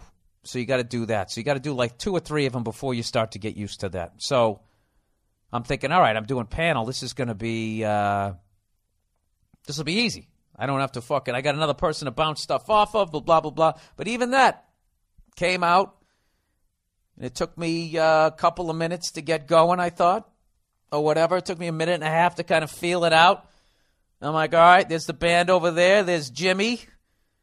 Those are my shoes. That's the crowd. How do I do this? Who do I look at? And I don't know. Then I kind of figured it out about a minute and a half in. So anyway, I got to do that. That was a little sidetrack there. So I get to do that shit. Right? Do my little Midwest tour. Come back. Oh, wait, and then I did Opie and Anthony, and it just so happens when I do Opie and Anthony, I go in there 2 days. One day I go in there. Tony Iommi comes in from Black Sabbath. I got to ask him a couple questions about John Bonham's bass drum technique. He didn't know, but I still got to ask him. And then 2 days later, Ace Frehley came in from Kiss. Got to shoot the shit with him. Found out his last name isn't Frehley, it's Fraley. And that's why it was Fraley's Comet, like Haley's Comet. Opie figured that out. Never knew that shit. Fly back fucking home, come back again, and I get to do Carnegie Hall. I do Carnegie Hall, then the next day I go up to Boston, perform at my old college. They give me some sort of award for being comic of the 617 area code, right? But I'll take it. And then Comics Come Home just happened to be up the street. They said, hey, somebody dropped out. Why don't you come by? So I fucking went up there and I did that. Oh, by the way, Robert Kelly. Bobby! What's going on, dude? Bobby Kelly. Robert motherfucking Kelly fucking destroyed on the Comics Come Home. Absolutely fucking destroyed. It was like he wasn't even doing his act. It was like hanging out with Bobby in a fucking whatever, coffee shop or whatever. It's the funniest I've ever seen him. I was dying laughing. Then I was like, oh, fuck, I got to go on after this. So then, anyways, then I'm flying home. Okay? And I'm thinking, all right, the Patriots, they're going to lose to the Jets. They're going to fucking lose. Our defense is horrific. Our offensive line hasn't been able to block anybody lately. All these douche. I got to text somebody. Yeah, the Steelers finally figured out Brady. Oh, did you figure out that if he's on his back, he can't throw a fucking pass, you jackass? Did you figure out that if he has a shit defense, and if he's sitting on the sidelines for 17 minutes with his teeth chattering because he hasn't thrown a ball in like 20 minutes, that's going to fuck with his timing? Absolutely. Absolutely. But I get it. I understand why you guys are sending. I see through all your emails. All you're saying is, I'm so psyched after a decade of getting ass raped by that good-looking son of a bitch with the fucking supermodel wife. I'm so glad we finally put him on his back. I get it. I know what you guys are going through. I dealt with fucking Dan Marino. That tanned-up, glove-wearing son of a bitch used to come up every fucking time, kick our ass, and then we go down to the Orange Bowl, and he'd be even more tan, looking like Tony Curtis back there with his fucking Dennis Miller mullet, and he'd be just killing us. I know what you're going through. So I'm sitting there, I'm getting on the flight like a fucking asshole.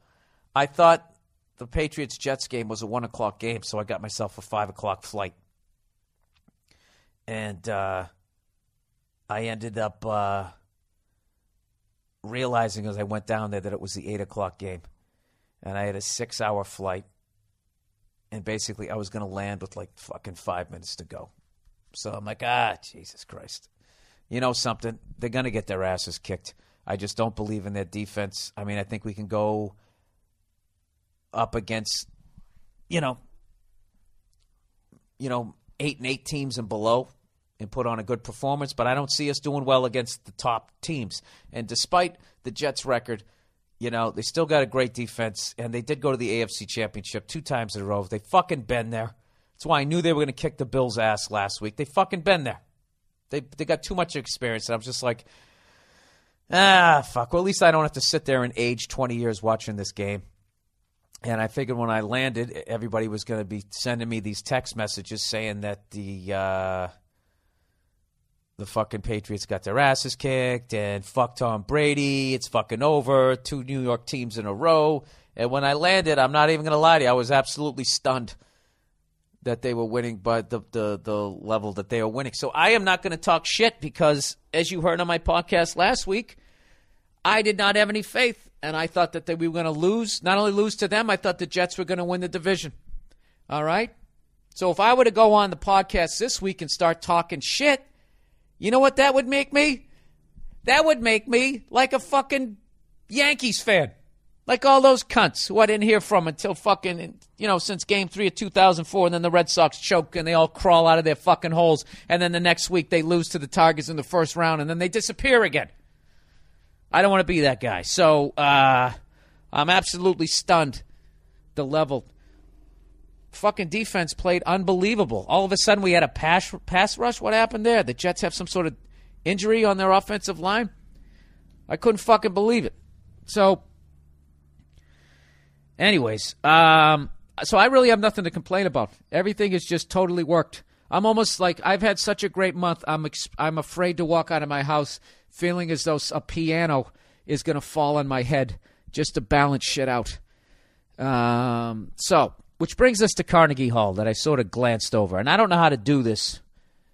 I guess there was some funny shit happened. But I got to tell you, I want to thank everybody from the bottom of my heart, first of all, that ever came to one of my comedy shows, that sat there while I sucked and tried to figure out how to become a comedian. All the way back to 92, right up to everybody who came out to Carnegie Hall last Friday night. It was, without a doubt, the greatest experience I've ever had as since I've been in this business. There's no other way. It was absolutely indescribable. It was I can't even fucking explain it. Like I told you guys a couple weeks ago, I stopped looking at the names of the people who'd performed there because it was freaking me out. So this is the funny thing. I get Verzi to open for me, and I had the sensation in the middle. The Teen Idol sensation, Joe DeRosa from the Opie and Anthony program. Just back from an extended tour in Malibu. He was resting up. He was suffering from exhaustion. So, anyway, so I go in, and, they got all these rules there, because this is like Carnegie Hall. That all these rules. I had a photographer there, but the photographer couldn't go on the stage, and there was just all these fucking rules. So I went in there, like almost on my heels, like I don't want to piss anybody off in here. And I walked in there, and they said, okay, you're up in the Maestro's Suite. Like, if you headline that place, they put you in a place called the Maestro's Suite. So I go all the way up there. I'm with family and friends. I go up there, and I feel like I'm going to get in trouble, like I'm describing like the fucking 7th floor of the Pentagon here. So I walk in there, and there's this piano. Piano in this giant, like this big room, and then there's another room with the classic I'm in showbiz lights going all around the mirror, and then they have all these composers' headshots all around the Maestro's Suite, and they're all autographed. And immediately I felt like I didn't deserve to be there, because not only were they these famous conductors, I didn't know who any of them were. I was sitting there looking at him like, oh, yeah, rubbing my chin. Leonard Bernstein was the only one I noticed, the only one that I recognized. And I just, just tried to fucking take it in. And then they said, hey, you want to go downstairs and look at the stage? And I said, absolutely. And I walked down, took us down the elevator, and they opened the door to go out to the stage. And all you see is the most well-lit stage you've ever seen in your life. I'm just looking through a door, the average-sized door that you open. And I'm about 20 feet away when they opened it. So I could see part of the stage and like a sliver of the front row seats and then like 3 balconies going up. And it was, I'm not even gonna lie, it was fucking, took my breath away. And I said, holy shit.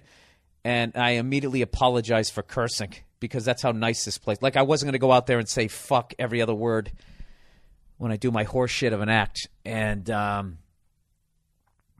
I walked out there and it's indescribable.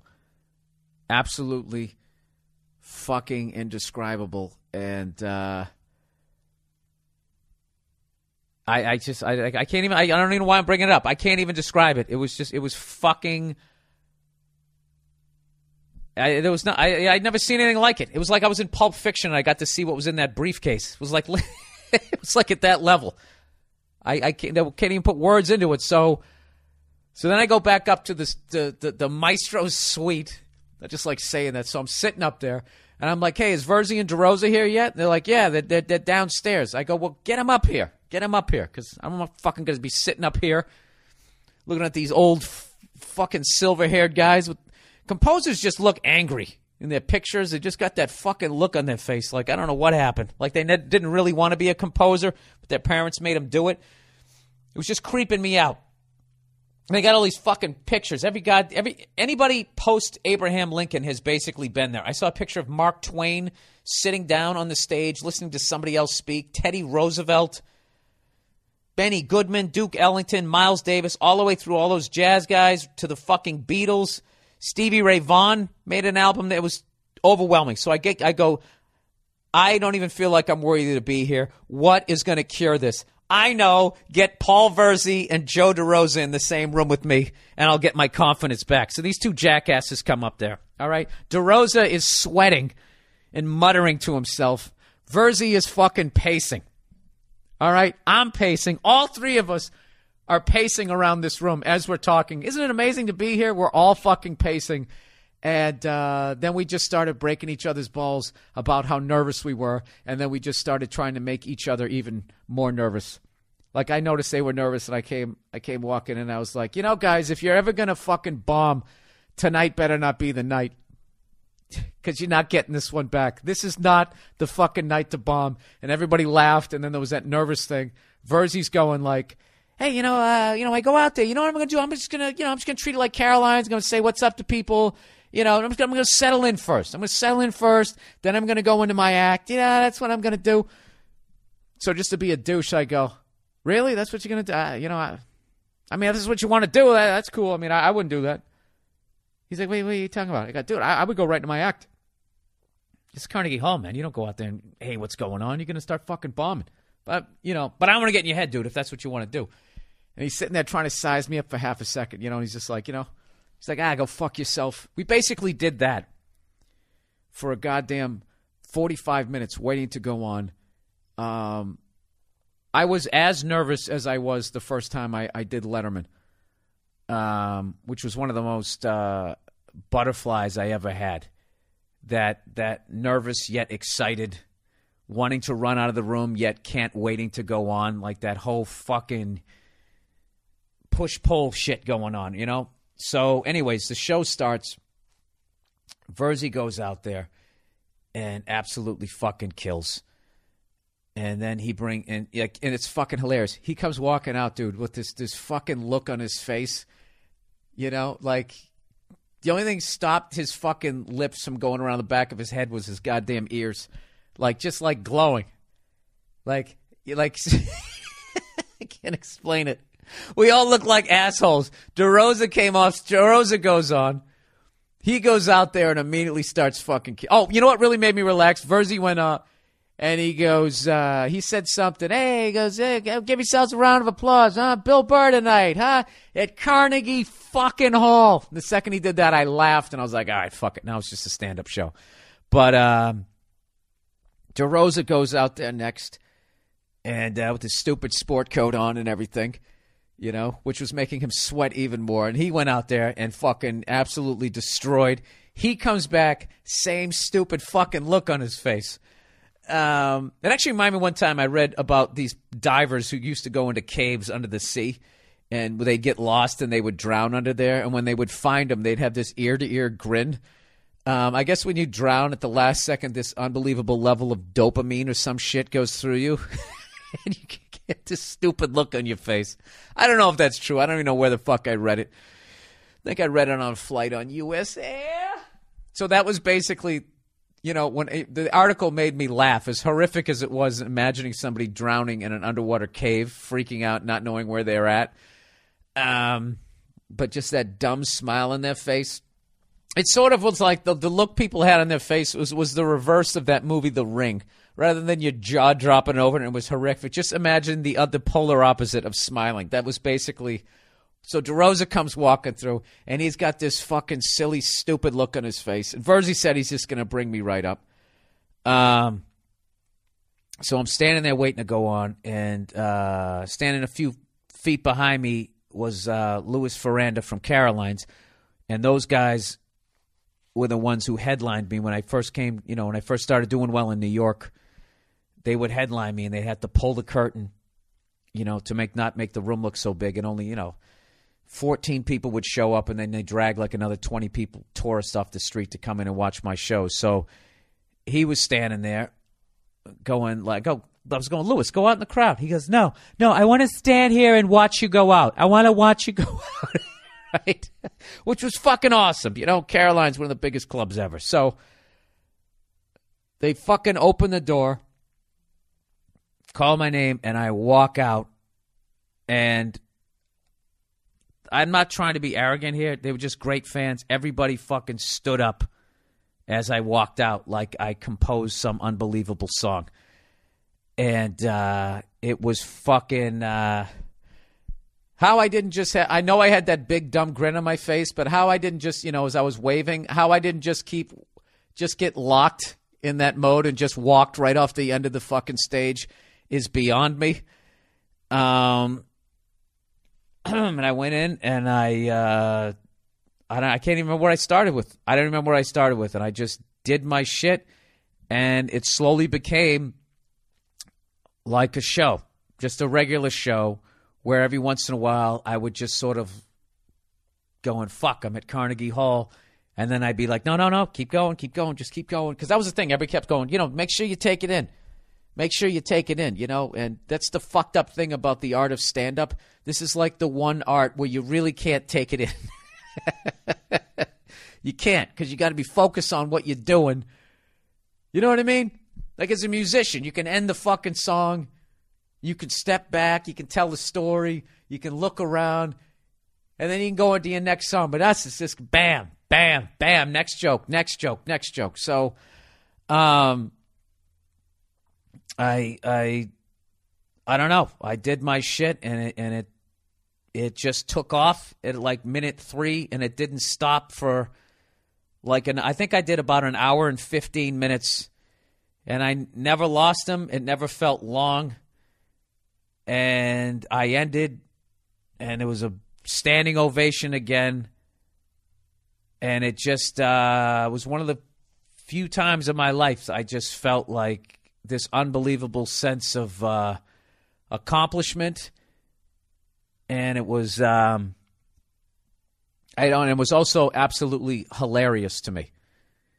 Like I didn't feel like I should. Like I felt like at any second someone was going to yank me. Like it was a joke. Like I won a radio contest to go out there, and then they were going to yank me off and bring like fucking some Pavarotti dude out there. So, yeah, it was awesome. And then at the end, I brought Verzi and DeRosa back out, and everyone's standing up clapping, and we just sitting there fucking. It was. I can't even describe it. It was awesome, and it was fucking hilarious. Like, where do you go from here? It was ridiculous, and I had this great photographer there, and he actually took photos of me and Joe as we were walking down the street afterwards, and I saw some of them. It's fucking hilarious. The absolute look of joy on our face. Two miserable comedians. Like, I swear to God, we look like we are high on, like, I don't know what. I'm not a big fucking drug guy, whatever. High on something. But it was absolutely fucking unbelievable. And I'll never forget it. I will never forget it. So I want to thank everybody who came out to the show and experienced it with me and fucking stood up and clapped, which was fucking unbelievable. I will never forget that, ever. I'll be fucking 100 years old, and I will still remember that like it was yesterday. It was absolutely unbelievable. It's still one of the few things in my life that has not only lived up to the hype, it was like way beyond it. Like, it just fucking indescribable. Indescribable. You know? I don't know what. I have no fucking clue. I don't know where to go from here. So, there's the Carnegie Hall story. All right? So, once again, thank you to everybody who came out to that show. Oh, and if you're wondering, did I record that? Yes, I did. Of course I did. What do you think? I'm an asshole? I'm going to go there. I'm not going to record it. I don't know what I'm going to do with it yet because I didn't film it because it was just, it's Carnegie Hall, and it would have cost me my life. My firstborn to film something there. So, but to record it, the audio version was only half as much. I'm not even bullshitting you. I think I lost money that night, but I don't give a fuck. I want it documented that this jackass who flunked everything in high school somehow got to fucking do that. So this is the thing.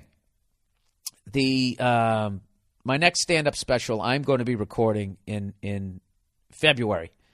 The end of February, the first weekend of March is what I'm going to be doing. All right? So here's the deal. My act is constantly evolving. So my act will be 4 months. Really? December? Yeah, 4 months older than it is now. So it will change 120 days worth. So it won't be the exact.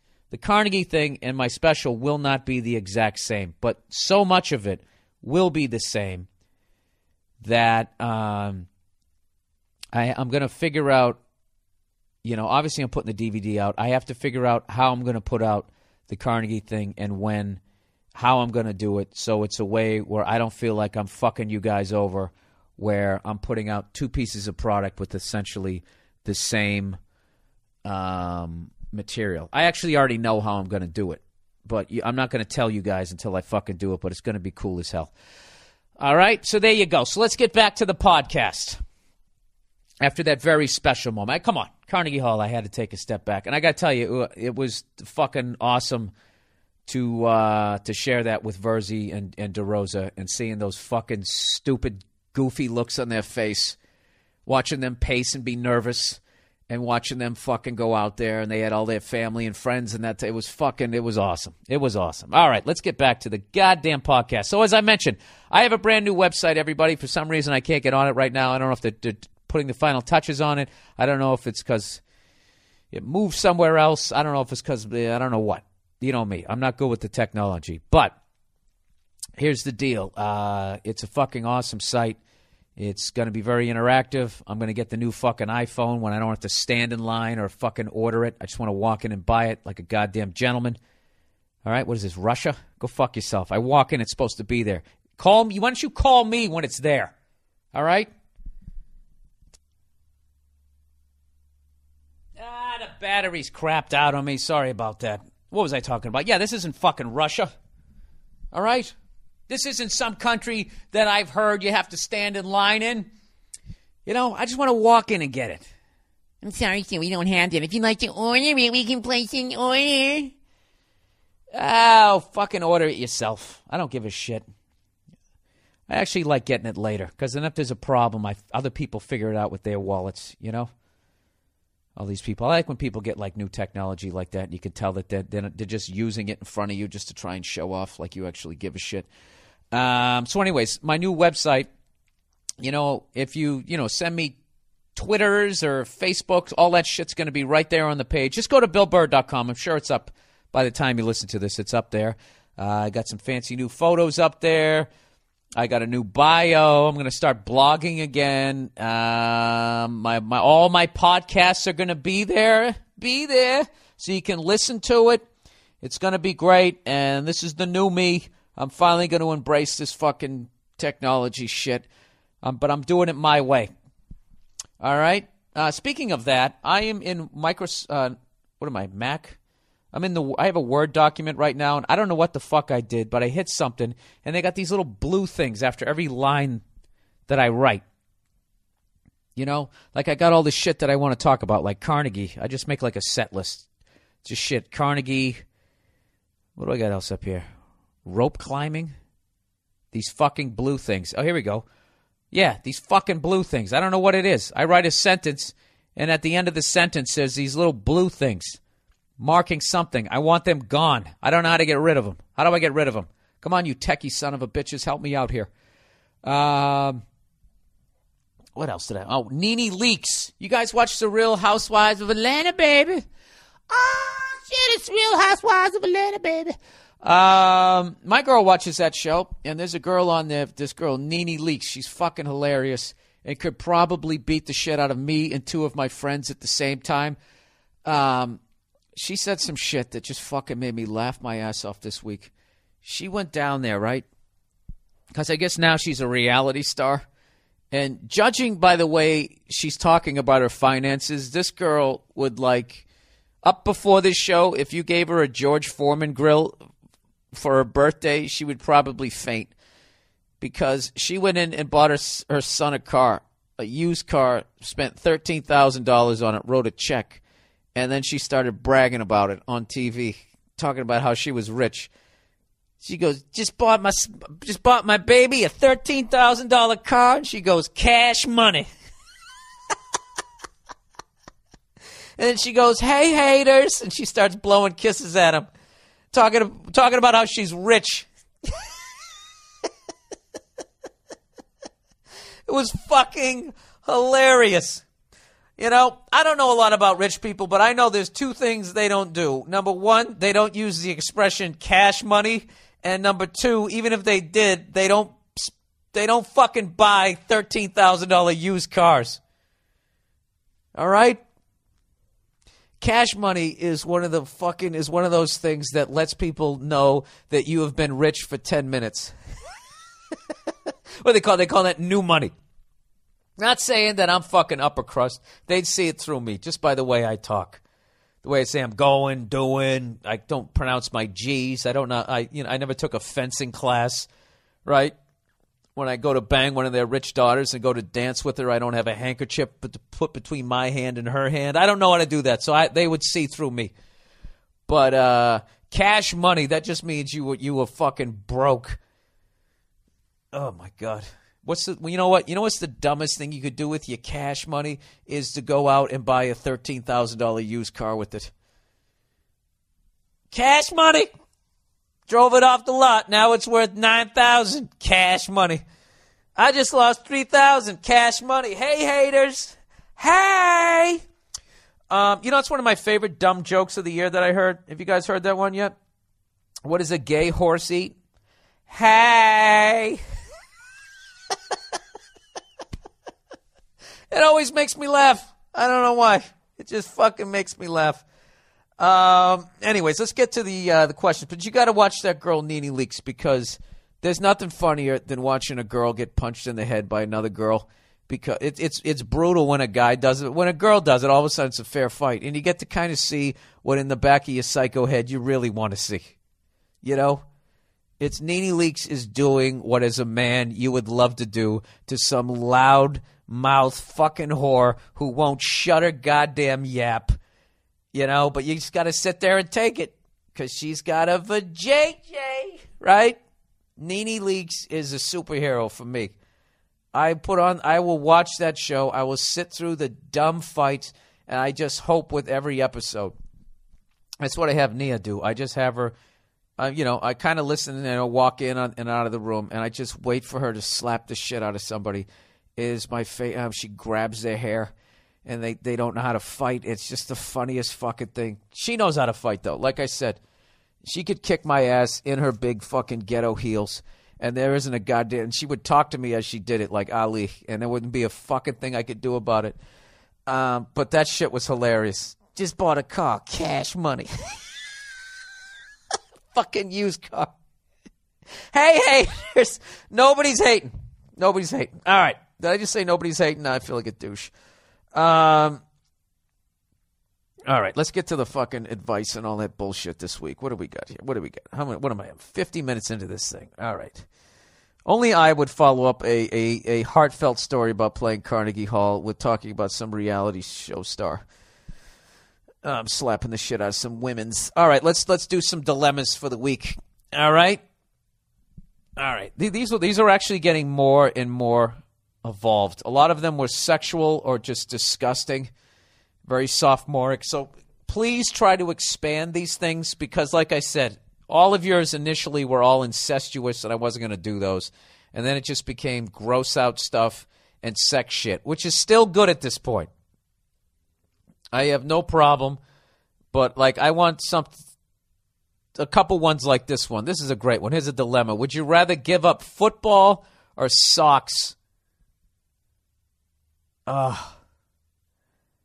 Dude, that is the hardest dilemma that I've been presented with. I hate wearing shoes or sneakers without socks. I hate when your feet get hot and they start sticking to the goddamn sole. And every time you take a step, part of your foot comes up and then it just slaps back down again. Your goddamn shoes start stinking. So that's basically, would you rather give up quality of life or the sport you love? And that would mean I couldn't go to football games in November or December. I'm not wearing any socks. I think I might have to flip a coin on this one.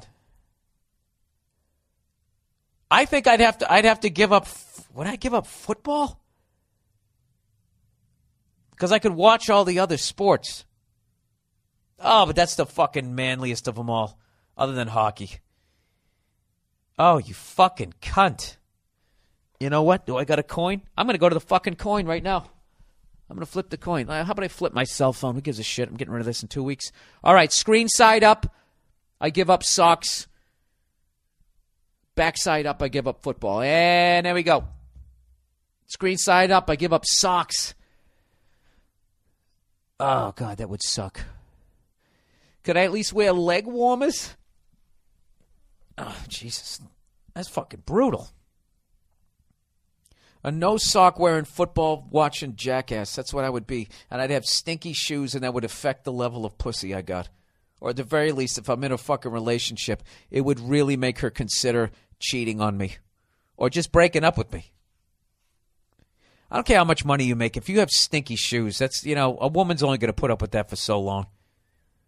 Ugh. Be that guy in a flight who couldn't take off his fucking shoes. All right, you son of a bitch. That was a good one. All right, would you rather be caught cheating or catch your significant other cheating? I'd rather be... Depends on what kind of a relationship I'm in. If I want to get out of it, I'd rather catch them cheating. If I love the person, oh, God. Would you rather break her heart or have your heart broken? You motherfuckers are good this week. I got to go selfish. I'm going selfish. Fuck that. I would never be able to get over it. A woman can get over it. A guy can't. Not saying all women. We can't get over that. I can't get over the fact that somebody entered your fucking body. What did I do? I just stuck my dick in somebody. Honey, it didn't mean anything. I don't know why. I sound like fucking Ray. Oh, I don't know. I don't know why. Come on. I'll clip the grass. Why did I fuck her? I apologize for that hacky impression. Yeah, I'd much rather be caught cheating. I think it's more socially acceptable that I've cheated. I think that it's more socially acceptable that the woman forgives you. I just don't think I just don't think it's. Hey, Nia, what's going on? Come on in. Lay down here next to the wall. Here's one for you. You came in right during a nice dilemma. I don't have another microphone for you here. Oh, Jesus.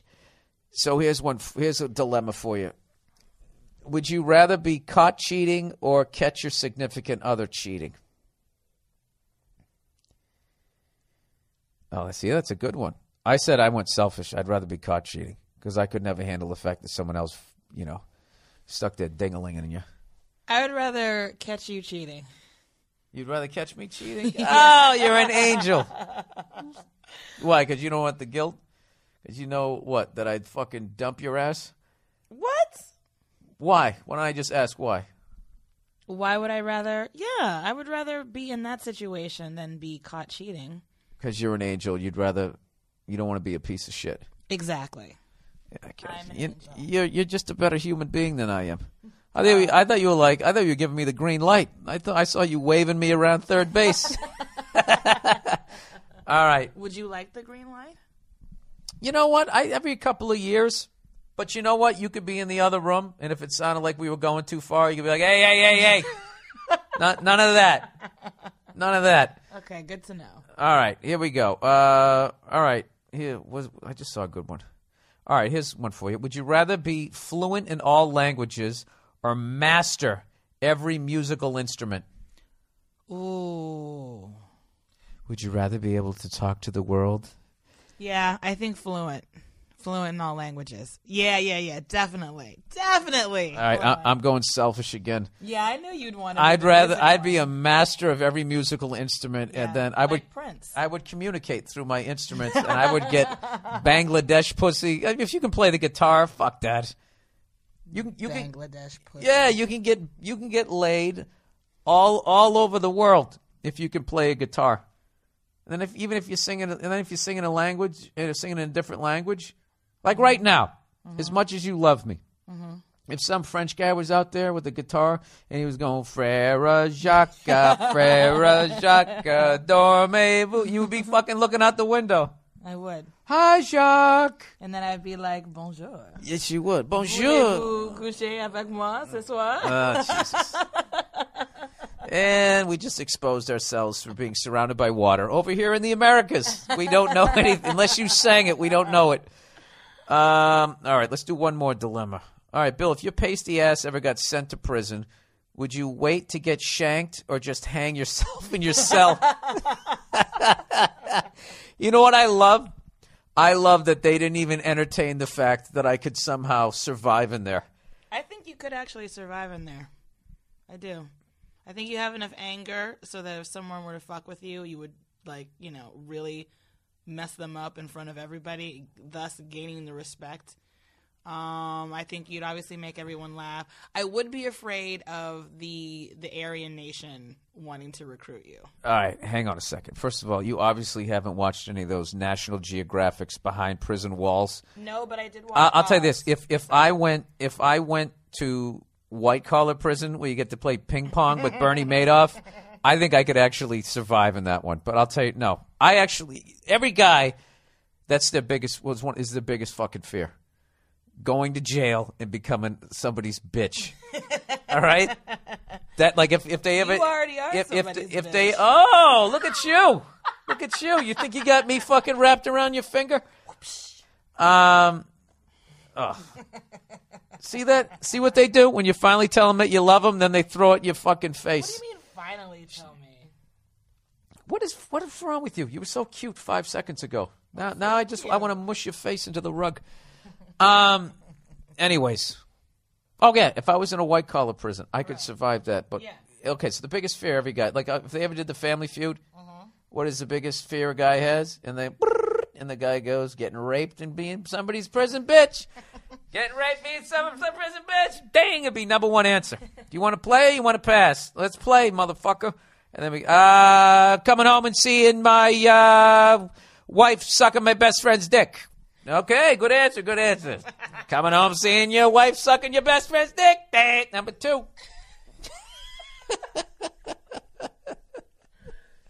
And then you always have the one weirdo in your family. What else do men Okay, what is the number one fear that a man can have in life? Okay, I'm gonna say, oh God, you guys used all the good ones. Having somebody borrow a tool and not put it back where it belongs. Oh, God. And then we'd have to sit there and be like, that dumb shit. Hey, good answer, good answer. Good try. All right. What are men's fear? Not being able to get it up. Not being able to get it up. Okay, getting raped in prison, being that person, having Prison rape. having to tie off your shirt at the waist and be like, "Hi, Brutus," being that guy. Not being able to get it up. Not being able to provide for your family. Right. What else? Well, let's just do me. Women not fucking your marriage failing. Then there's overlap ones that you guys fear. I don't know. Let's not turn this into some psychology thing. I don't need to do this. I'm trying to be funny here. All right? I don't know. Let's get back to this thing. You know what? There's a question for you guys this week. Give me your let's do the Family fucking Feud top 10 your top 10 fears. I want to hear them. And then maybe we'll do like a little survey. And then I'll get sued by that show, and then they'll realize I'm not making any money on the podcast. All right, Bill, if your pasty ass ever got sent to prison, would you wait to get shanked or just hang yourself in your cell? I couldn't kill myself. I don't know what I would do. I would probably. I don't know what I would do. I would. Something. I would join the Aryan Nation. That's what I would do. Jesus. I'd have to fucking. I got to do something. There's got to be some. I'd take a fucking in the cafeteria. I'd take one of the plastic forks and I'd carve a swastika right between my eyes, just like Charles Manson. Shave my head. I don't know, and I would just walk up Sieg Highland to all those fucking dudes and just try to be like, yeah, these fucking Jews. There has to be some other gang. Yeah, look at those goddamn Puerto Ricans over there. They're Mexicans. Whatever, I don't care. I would say over the top racist shit, and that's what I would do. And then you get beat up by everybody else. Yeah, but I'm already going to get the shit kicked out of me. Come on, Nene. Come on. I'm in good shape. I'm exotic with my red hair. I'd be a little blue-eyed bitch in there. I'd have to do... You're about as exotic as a grilled cheese sandwich. Hey. Out here. That's fucking hilarious. Out here I am. But in prison, I immediately become like some Brazilian bitch just walking down like... You don't think there's other blue-eyed white guys in prison? Possibly with red hair? Red-haired guys. I have watched those sit over here near the mic. I have watched those things repeatedly. Those prison things. I have never seen anybody who looks like me. Occasionally, I saw one redheaded dude. He was a little fucking, 12-year-old kid, and he killed another, like, fucking 4-year. There was almost Too Young to Kill things I watched. Oh, God. Yeah, he had really weird ears. That's He why did. he did it. No. He looked like that somebody boxed his ear, like he had cauliflower ear? he looked like the Hulk boxed his ears, but they didn't become cauliflower. They just got dented on. He had dented ears. So, He was probably abused. And that's long why story he killed short, he was a somebody. little redhead, and so he went in there. He fucking killed this kid, and it was so horrific. They sent him to a real person prison, and he not Big boy prison. yeah, big boy, not the daycare, and he fucking he shaved his head. Yeah. He got to. You can't walk around looking, it's outy doody time. Who's going to fuck me in the ass? Is it your turn or his? There's nothing I can do. I'm going to be a racist. They just get, I would just have to do that. I got to fall in with somebody. I can't pull off the I'm down homeboy shit. you know? I always wonder how I would do in a women's prison. I don't think I'd do very well. I don't think they appreciate, snappy, clever, nerd-like behavior. No, you wouldn't. I wouldn't last a day. No, you would be staring at a twat in about fucking 8 minutes. Yeah. Some real manly-looking chick who's running shit. And then her bottom bitch would get jealous. So after you're done doing that, scratch my face off. Scratch your fucking face they don't off. like pretty girls. Yeah, but you're a fucking psycho though. You're a fucking psycho. You throw a good punch. You just have to commit to it. Your problem is just like me. You've never crossed that fucking line. You just never did. You just never did. So you're so not fucking prepared. And not to mention, I had somebody one time. We were watching the UFC. I've told this before on the podcast. We were watching the UFC, and this is just one of those guys, St. Pierre, or one of these guys, just physical specimen, standing up, throwing hands, kicking on the ground, choke you out. Just no matter where you went, as long as you didn't have a fucking weapon, this guy would fuck you up. Knees, elbows, right? Goddamn anything he could throw at you'd fuck you up. And I was joking, look at these guys, unrapeable. Fucking that, like they got to that level. Unrapeable. Yeah, that's the highest level belt you can get in martial arts is fucking unrapeable. And I was talking to this dude, and he was like, nah, they'd still get a guy like that. I go, how? He goes, they gang up on you. They put shit in your food. They drug your food. If they really want to get you, they'll drug you. And I drug your food. And I can't even tell you how deflated of a feeling I felt when they told me that even the champions of the UFC, if they wanted to, they could get to them. That's how fucking hardcore prison is. So, what would I don't know what I would do. No. You know what we'd have to do? We have to do something so crazy and violent that they put us in solitary. Yeah, so but you know what I would do? I would attack a guard. That's what I would do attack too. a guard. Yeah, there I you would go. do that. Yeah. Because they're not going to rape me. They're just going to beat me up. I'll take the beat down. But then even then, if I attacked the guard for half a second, they'd be like, oh, look at this crazy son of a bitch. But then when I started making those little girl noises, when I took my first Rodney King beating, oh my God, I would be, stop it, all right, ow. When I was doing that, I'd get my ass kicked, and then I'd get raped when I came out. Yeah. Ugh. No one is unrapeable. No one is unrapeable. You know something? I think we might end the podcast on that. I think we learned something today. In this crazy world we live in, people, you have to tell people you love them. You have to enjoy every day because nobody is unrapeable. It's one of the harshest truths. That's what ends your childhood, the day you realize that. This is really, something that's so fucking true. It's not even funny. We got to end something happier than that. I told this really nice story about doing Carnegie Hall. Mm-hmm. And how awesome was it? It was amazing. Yeah. You got a standing ovation when you came out as well as when you left. I told him. It was fucking unbelievable. Greatest. I've never seen that before, actually. I don't know. I can't even talk about it. All right. Overrated. I can't talk about it. All right. Overrated. Relationships. Do I really want to read this one with you here? Can you come near the microphone and be a friggin' professional in this unprofessional show? I know, you're just sitting Why down with no are you furniture. wearing moccasins? They're my slippers. They're moccasins. Yeah, moccasin slippers. Hiya. You got a little Indian blood in you, don't you? I don't. Yes, you do. I have one. Let me. 16. What do you got? Black feet in you? You get it? Nothing. I get nothing on that. That was stupid. You know what? What?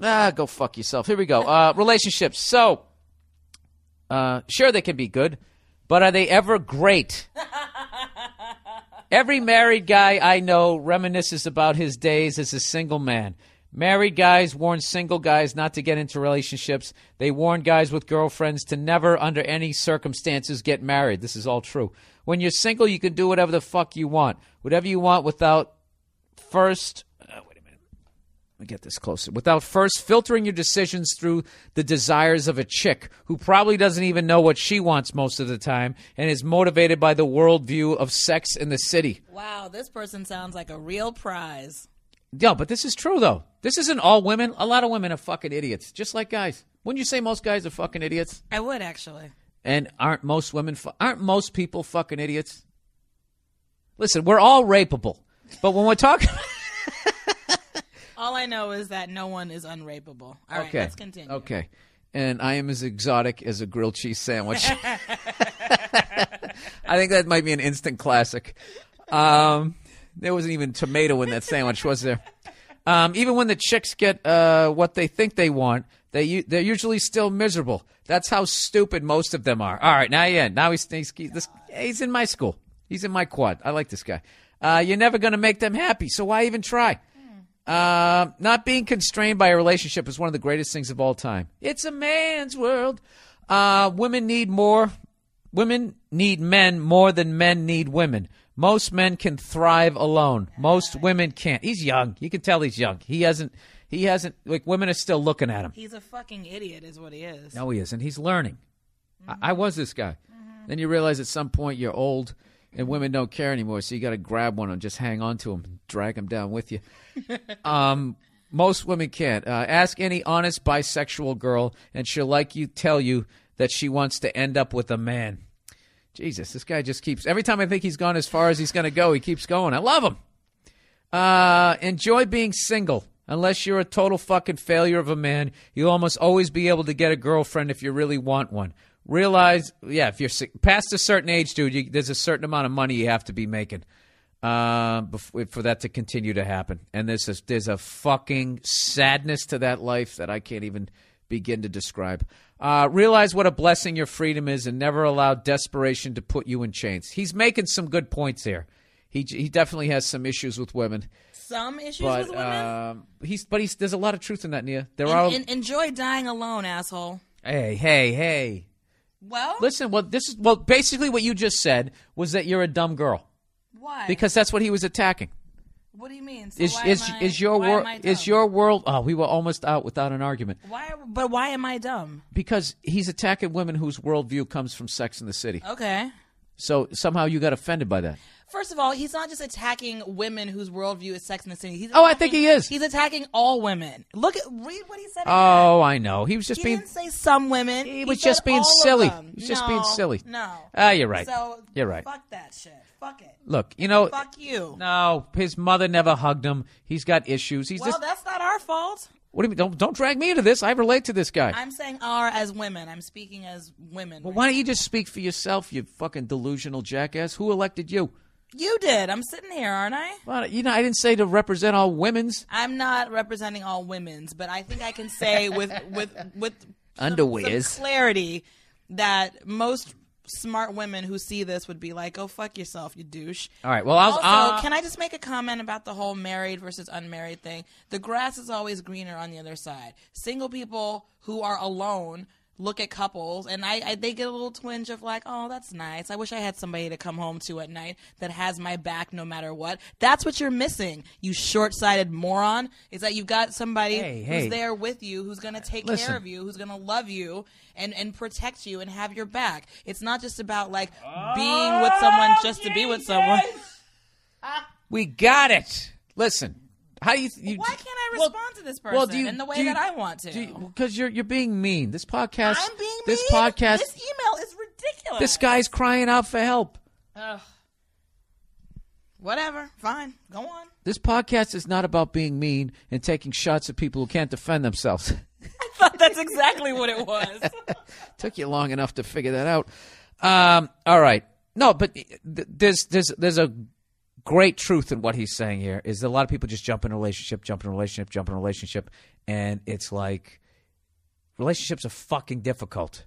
Yes. Okay? So you better pick the right person or you're going to be fucking miserable. So you are better off to be single and lonely rather than just being in some shit so you got somebody to fucking make brownies with. That's what he was trying to say. Yeah, all right? That's true, but he didn't say that. He ended up saying that most chicks are going to be miserable anyway, and they all have this stupid worldview. So that's true. Even bother? Most women are going to be miserable, and they're never going to be fucking happy. And okay? What are you basing this on? You know something? You guys always say a good man is hard to find. That works both fucking ways. I understand. Well, that, then this motherfucker hasn't found the one yet. So he's dating So a bunch he's of. lashing out at everybody because he can't seem to figure out how to make a relationship work, and he can't find the value in the relationship. So automatically, it's not valuable. First of all, the only person lashing out is you right now. Well, I'm you've annoyed at completely this. lost your temper. There's a guy here. He writes in. He's looking for a little bit of goddamn guidance. No, he wants some looking for advice. your approval. That's what He got it. He's fucking hilarious. All right, let's wrap this up here. All right. Okay. Oh, by the way, YouTube video of the week. I actually forgot to send this to my guy. Speaking of a man's world, I just remembered that. If you want to see one of the greatest fucking, Oh yeah. go see. Would you please talk into the mic? Oh yeah. Oh yeah. Oh yeah. Remember that song by Yellow? Oh Jesus. I wanted to do that. I wanted to do I wanted to do the Yellow cover. Yeah. Instead of going, oh yeah, I was gonna go, oh Jesus. How can we do that? Well, we'd have to pay for the rights of it. Oh. Can't some crazy online hacker figure out Yes, a way to do it? somebody do that. All right, I'm going to give you a clean version of "Oh Jesus" that you can then fuck with in your own audio way. All right. Oh Jesus. Do you need a longer one for that one part where he goes, "Oh, I'll give you a longer one." Oh Jesus. This podcast has gone off the rails. That was good. All right, underrated. And yeah, one take. Underrated, showing off. What's the this is the same guy. Underrated, showing off. What's the best that can happen? You blow people's fucking minds. Look like a god among mortals and an alpha fucking male. What's the big fear? Totally fucking up? Why? That can still be awesome. Still be awesome. Look at Evel Knievel, one of the greatest show-offs of all time. He fucked up big several times. If you totally fuck up while trying to show off, at least you give people a hilarious story of how you failed while trying to be a badass. The worst thing that you can do is only succeed a little bit. If you're gonna show off, either nail it or fuck it up completely. There can be no middle ground. You either need to blow people's fucking minds or you need to give them a hilarious failure anecdote. Either way, act like a man. If you nail it, look smug and cocky as fuck like the superior human that you are. If you fail big, laugh your ass off and still act cocky. At least you tried. Most of them are too cowardly to even try it. I agree with that. Yeah, see this guy? I'm telling you right now, this guy could chat you up in a bar in a fucking second. Nope. Same guy. No, it's because you know all that other stuff. No, yeah, he but could. I Yeah, he have- could. I have a- Yeah, he I have a could. good bullshit detector. Nah, bullshit. No, I'm saying that you'd want. I'm not even going to get into it. All right, overrated. Andrew Luck. That's right. Give up. No, because I would fucking. It's not worth it. Everyone, it's not worth it. It's 4th and 2. I know I could get it. I'm up by 37. I don't give a fuck. The YouTube video of the week. This is the last thing I'm going to end right now. YouTube video of the week. James Brown singing "It's a Man's World" with Pavarotti. One of the most gangster things you're ever going to fucking watch. And I never used the word gangster, but it's totally necessary. And it marries. With Pavarotti, it was? It was fucking it basically marries all the cool fucking black street shit with all the Italian mob movies. Just, it's the greatest mashup ever, and it's not a mashup. These guys are old school. Rather than having some guy do it on a fucking laptop, they went out and did the shit themselves. And you see James Brown at one point after he sings all that shit about it being a man's world, and then Pavarotti starts singing that opera over the top of it.